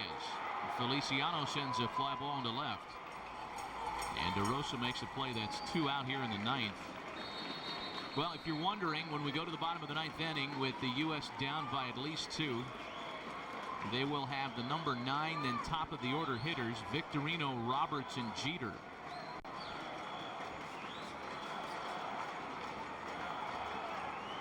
Two gone now for Felipe Lopez. The closer, Fernando Cabrera, nobody's warming up. It looks as though they're going to let J.C. Romero switch. You get switch right. So maybe for Jeter, depending upon, well, now with the 2-run lead, it's much different. An interesting scenario for Philly fans with J.C. Romero perhaps opening the bottom of the 9th against his Philly teammate Shane Victorino. Felipe Lopez with a 1-0 count and a man at first.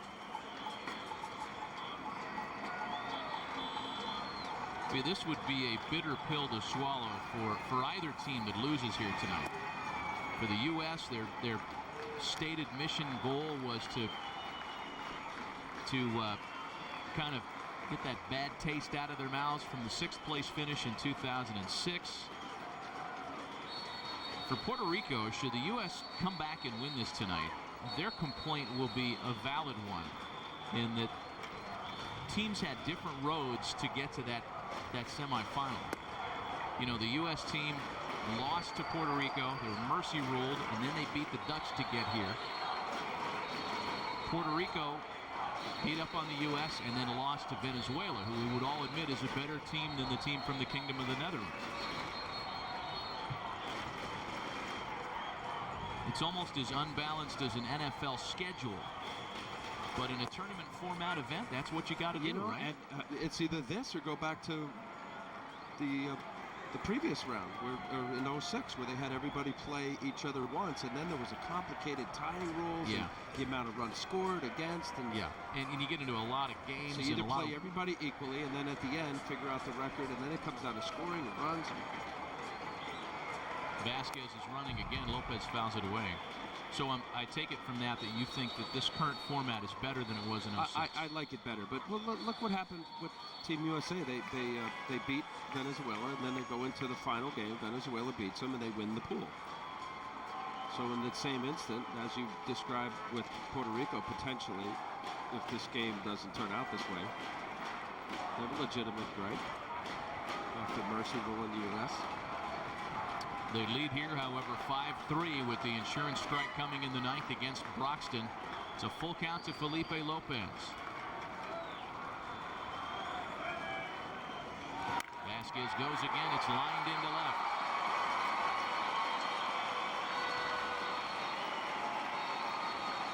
It's a pesky hitters that identify a power arm guy. Vasquez didn't try to do anything but stay on this ball. Go the other way. That's just nice hitting.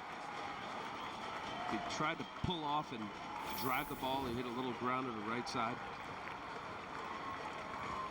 Nice hitting. Marcel Latchman on the phone. And we see some stirring down in that Team USA dugout. It is Howell, the left-hander, in the bullpen up to throw. Mike Aviles, the batter. Runners at first and second.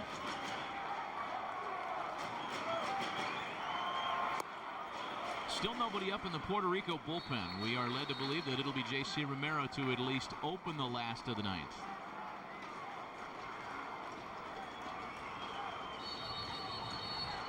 Yeah, unless Fernando Cabrera got enough, he'd be up. He'd be up right now. J.C. Romero will start the 9th.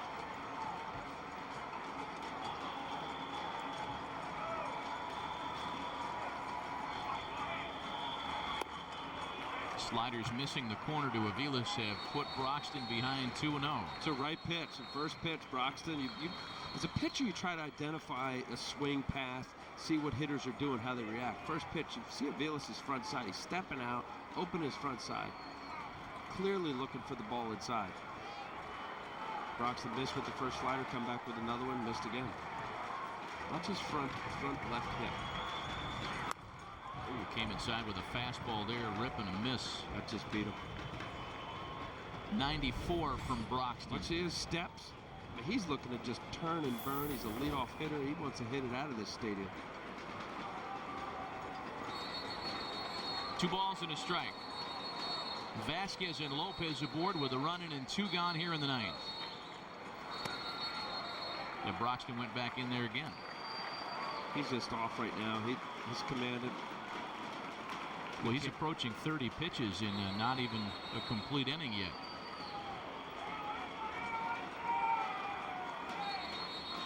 It's a lot, especially for a closer. Take the pitch count on average, 15 to 20 is about what it made, a good inning, decent inning. Anything above that, start getting weary. So a full count now, 3-2. Again, when it goes to the last of the 9th, it'll be Victorino, Roberts, and Jeter. And precious few options in terms of matchups for Davey Johnson.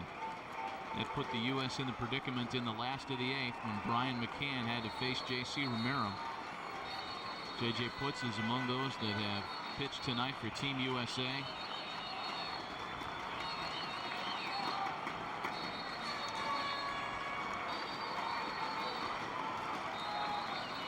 Kevin Youkilis has done his part, a home run in the 3rd. The 3-2 from Broxton. Out to right field and playable for Victorino. Victorino makes the catch, and Victorino will lead off the last of the 9th with Team USA down 5-3.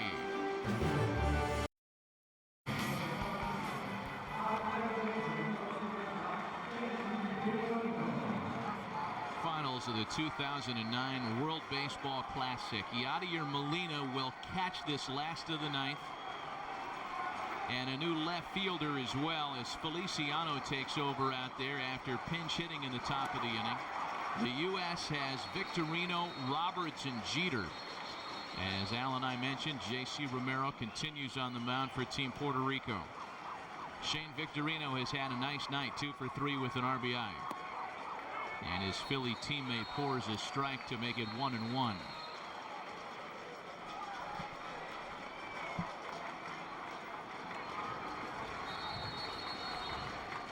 Brian Roberts after a 3 for 3 performance Sunday against the Dutch hitless tonight, and Victorino's on base.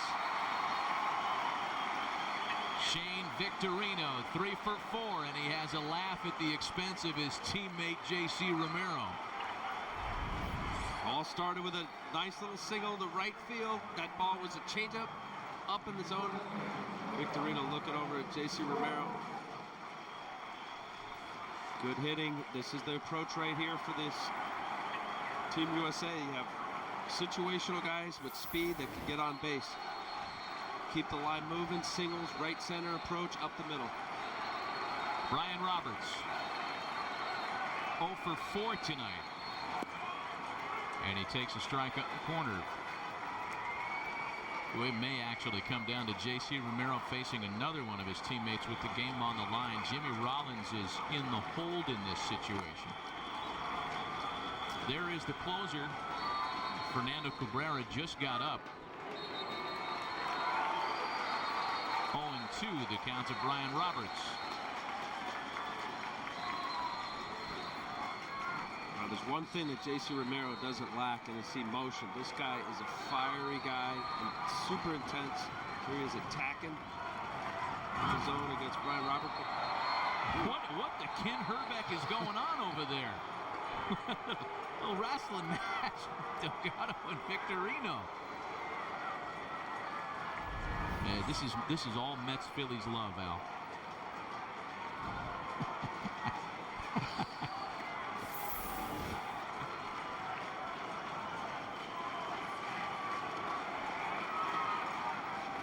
The 0-2 to Roberts.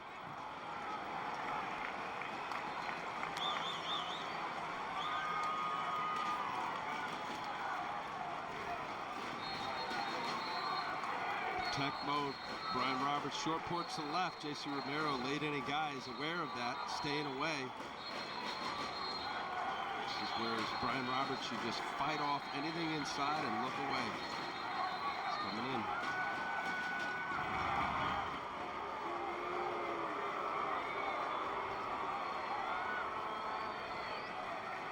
Boy, what a difference at 1 run. 5 runs on 5 hits for Team Puerto Rico. All 5 of the hits for Team Puerto Rico have driven in runs. A ball and 2 strikes to Roberts. You can always tell a pitcher when he's thrown in a zone that he really doesn't want to get you out with it. That last pitch to Roberts was way inside. Just to show him that he could come inside, stand him up.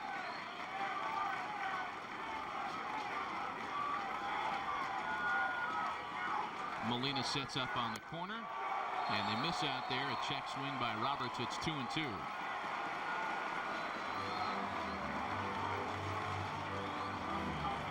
Prior to Saturday's loss to Team Puerto Rico, Team USA had never lost in international competition to this team since professional players entered the international ranks in 1999. Granted, there had been just a handful of matchups, but that win for Team Puerto Rico Saturday represented a huge victory for their national program. And we touched on it earlier in the game, just how much baseball means in the Latin American countries, but the fact that a very proud baseball-rich country didn't have a Winter League a year ago. It's unheard of, really.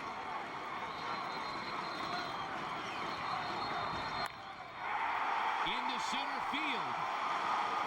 The tying run is on base with nobody out in the ninth. A pair of fantastic approaches by a couple of switch-hitting big league all-stars, Shane Victorino and Brian Roberts. Well, you said it, Matt. This was a great approach to hold it back. The ball stayed away, stood him up inside, didn't try to do a whole lot, just as Victorino did. He went the other way. Nice piece of hitting by Brian Roberts.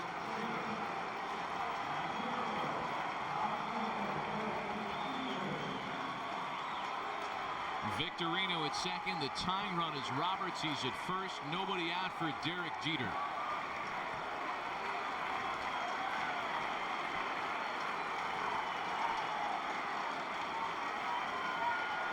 For the captain of Team USA. Crowd getting into it.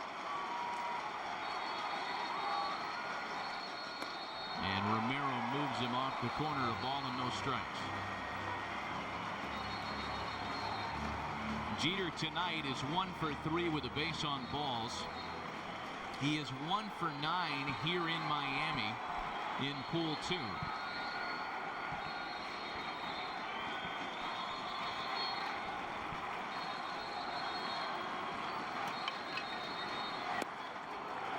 Boy, that is right on the corner. Paint. Perfect pitch. Corner down the way. Derek probably was hoping he'd call it a ball. Jeter last year, as has been the case throughout his career, amazingly consistent versus right and left-handed pitchers.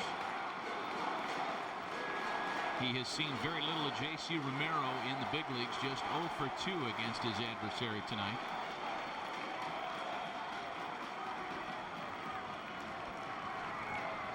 Even the Met fans are rooting for Derek Jeter tonight, Al.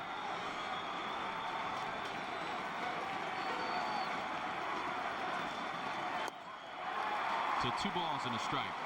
See, now so far, Matt, J.C. Romero has shown out of command enough, but his comfort zone, every pitcher has a comfort zone, has been on the outside part of the plate.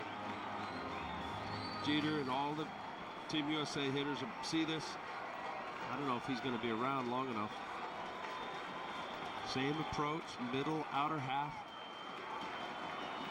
Derek Jeter just, in his whole career, patented right center swing.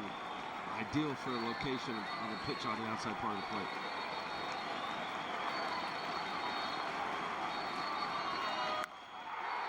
Into right field. Rios has it. Tagging up is Victorino. He'll get into third. Runners at the corners with 1 gone. Well, Derek Jeter hit it right at Rios. He hit it hard, right on the screws. But a makeable play, and that's the first out for Romero.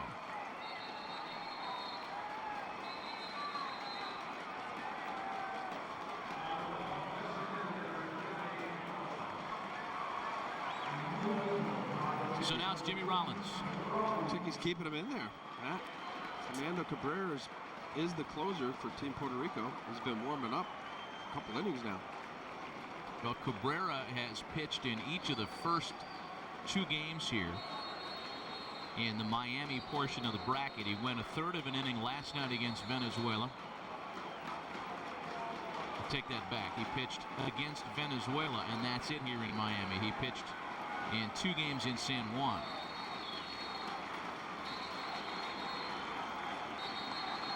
Rollins versus Romero, another matchup of Philly teammates. The first one worked out pretty well for Team USA when Victorino singled against Romero to lead off the inning.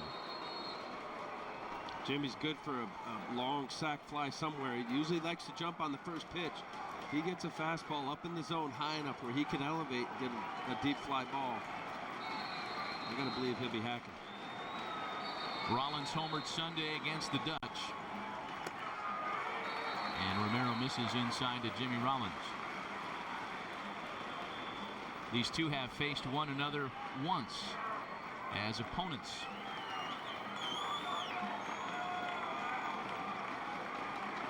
Rollins 0 for 1 against his current Philly teammate.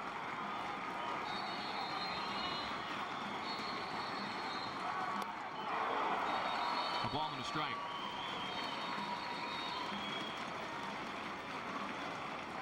Good tilt on this slider from Romero.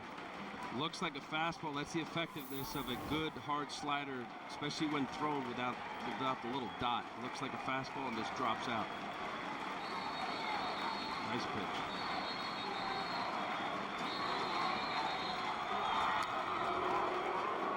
Romero doesn't have a very good move, but now look, when a left-handed pitcher is aware of base runners, and obviously Brian Roberts, he wants to keep him at first. Could be the tie and run. Just throwing over enough disrupts a good base runner. There goes Roberts. Throw down by Molina is not in time, and the tying run's in scoring position with 1 gone in the 9th. And awfully close play at second. Good throw by Soto.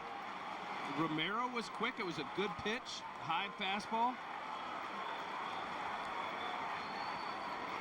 Oh, I said Soto. Molina. Yadier Molina behind the plate. Snap throw. Well, what a great shot.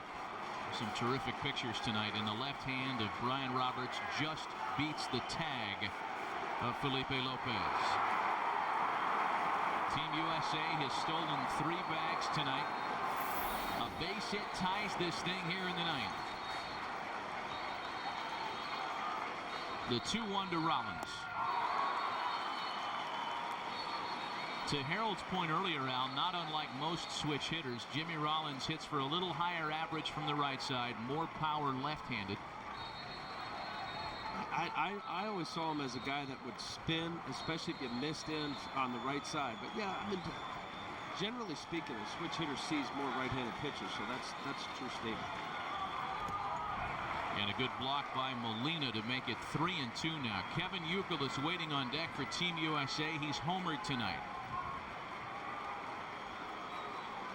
Boy, the Americans have really just failed to cash in on opportunity tonight. Just 2 for 11 so far with runners in scoring position. They have had their chances. Well, Romero kept going to the well here with his power breaking ball. I gotta believe he's gonna go to the pitch that he thinks he can get Rollins out. The 3-2 fouled away. And anytime a hitter, now this is 4-5 sliders in a row, Rollins fouls it off. There's a feeling from the pitchers that, you know, can I make that perfect pitch? Can I make it better than the last one? It's really, sometimes you'll see a pitcher make a mistake because of it. He knows it's the right pitch, but to continue to repeat it is the hard thing. It's a total all-whole cat-mouse game right here. Yadier Molina going out, making sure that they're on the same page. JC Romero. And all the while, Fernando Cabrera, Team Puerto Rico's closer, is ready when needed. pitched 3 innings there. The 3-2 once again. Rollins stays alive, continuing to battle. Such great plate appearances this inning. First, Victorino working a deep count and singling to right. Roberts doing the same thing, and Jeter with a rocket to right field that Rios was able to handle. And now here an 8 pitch at bat coming up. Great at bat. Ball 4.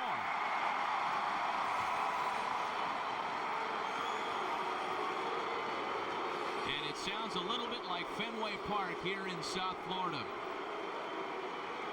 The chance of Uke for Kevin Youkilis, who will not face J.C. Romero, but instead closer Fernando Cabrera. As Jose Oquendo is out to the mound, lineup card in hand, and he wants to make the move. Team USA down by 2 in the last of the 9th, with 1 gone and the bases loaded. A pitching change.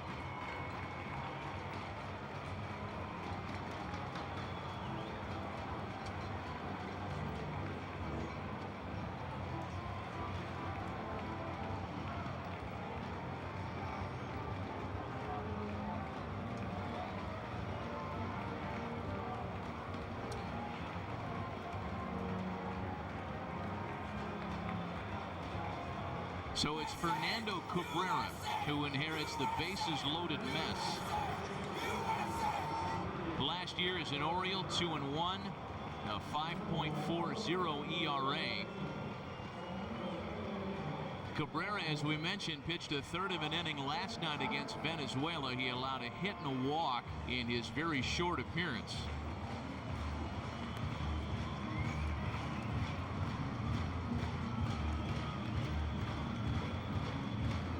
We want to remind you to stay with us because Japan and Korea is coming up next on MLB Network, but there is quite a bit yet to be determined here tonight. Bases are loaded with 1 gone for Kevin Youkilis.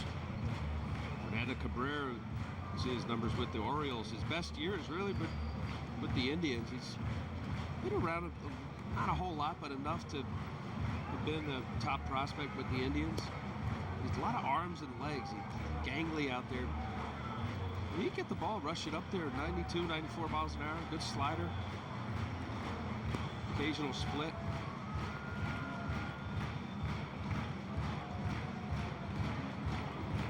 Well, the 27-year-old right-hander who has been a part of a couple of different major league organizations. As Al mentions, drafted by the Indians out of high school. He's pitched in the big leagues with the Orioles and Indians. And dare I say, this is one of the bigger moments he's been called on in his career.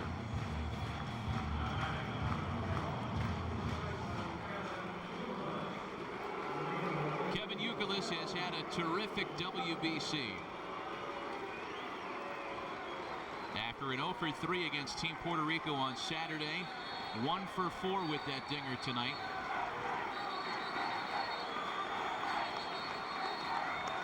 And the first pitch to Youkilis misses low. Youkilis has had a handful of plate appearances against Fernando Cabrera, 1 for 3 in said opportunities.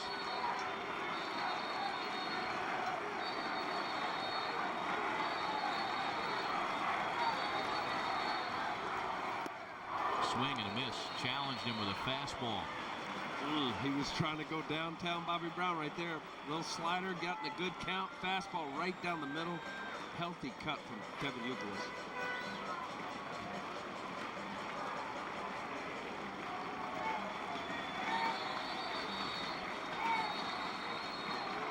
The 1-1. 2 balls and a strike to Youkilis with David Wright waiting on deck.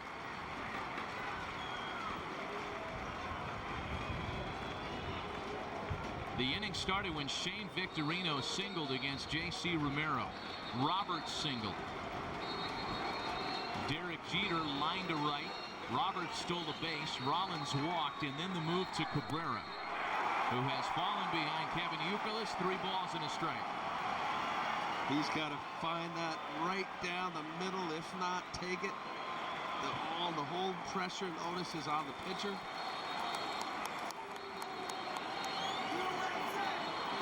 Each team has used 7 pitchers tonight. The 3-1 to Youkilis. Ball 4, he walked in a run.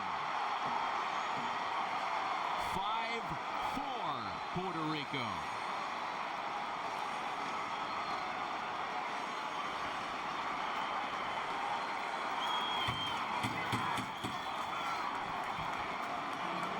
In an elimination scenario from Dolphin Stadium in Miami, we are in the last of the 9th. Team USA has loaded the bases. They've scored 1. They're just 1 down of Puerto Rico, who about 15 minutes ago was 3 outs away from moving on in the WBC. Alongside Harold Reynolds and Al Leiter, Matt Vasgersian, the winner moves on to the semifinals. The loser goes home. The highest of stakes tonight in South Florida. Well, you mentioned about Cabrera, this being one of his biggest games. I got to believe, just hearing Felix Hernandez from Venezuela saying it was the biggest in his career, his start the other day against Puerto Rico. Yadier Molina mentioned about it was bigger than a hit that he had while with the Cardinals against the Mets in the NLCS. This is a huge moment. David Wright is 2 for 3 with a base on balls, a run scored, and a stolen base. And Fernando Cabrera has picked a pretty bad time to struggle with command. Starting off right the same way he did Youkilis, with a slider off the plate.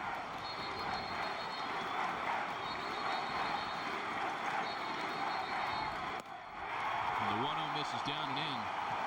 2 balls and no strikes. That's where Molina wanted it. Thereabouts.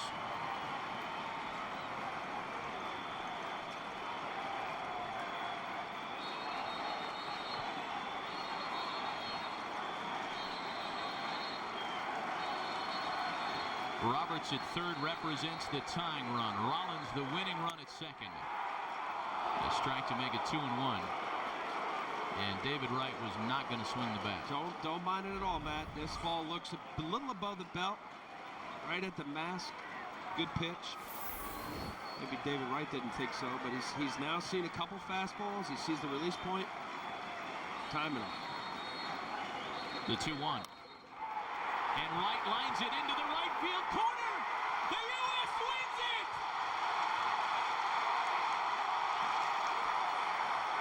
David Wright with a walk-off knock.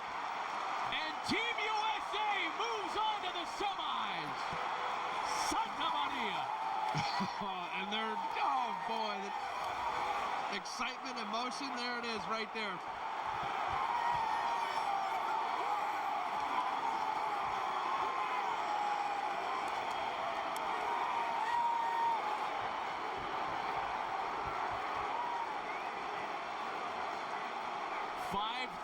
In the 9th, and Team USA rallies to win in Miami. 3 outs away from tournament elimination. What a game. What an inning. What at bats there. Right down to every bat. That last bat, David Wright going the other way, starting off with Shane Victorino. This is the game winner. David Wright goes down and gets a pitch and lines it into the right field corner. No question this was going to score both runs as Roberts and Rollins come around to score and win it for the U.S. Big hit. Comes down to strikes. Excitement. Jimmy Rollins scoring. They know they're going on to the next pool. Semi-final, final round.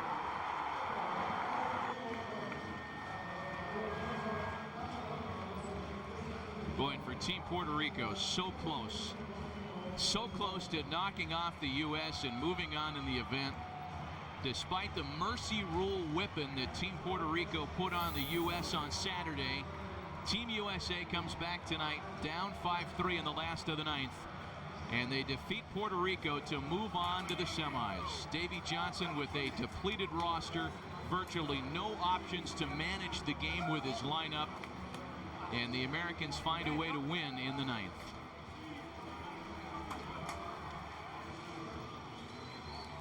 Any ninth inning win's great. Well, for Harold Reynolds and Outlier, Matt Vasgersian, thanking you for joining us from Miami, where Team USA wins it. They advance to the semifinals in the World Baseball Classic. Stay with us here on MLB Network. As our coverage of the WBC continues, in moments we're going to send you to Petco Park in San Diego for Japan and Korea, where Gary Thorne and Jose Mota will take you the rest of the way through. And emotional David Wright and Kevin Youkilis enjoying a come-from-behind win in Miami tonight.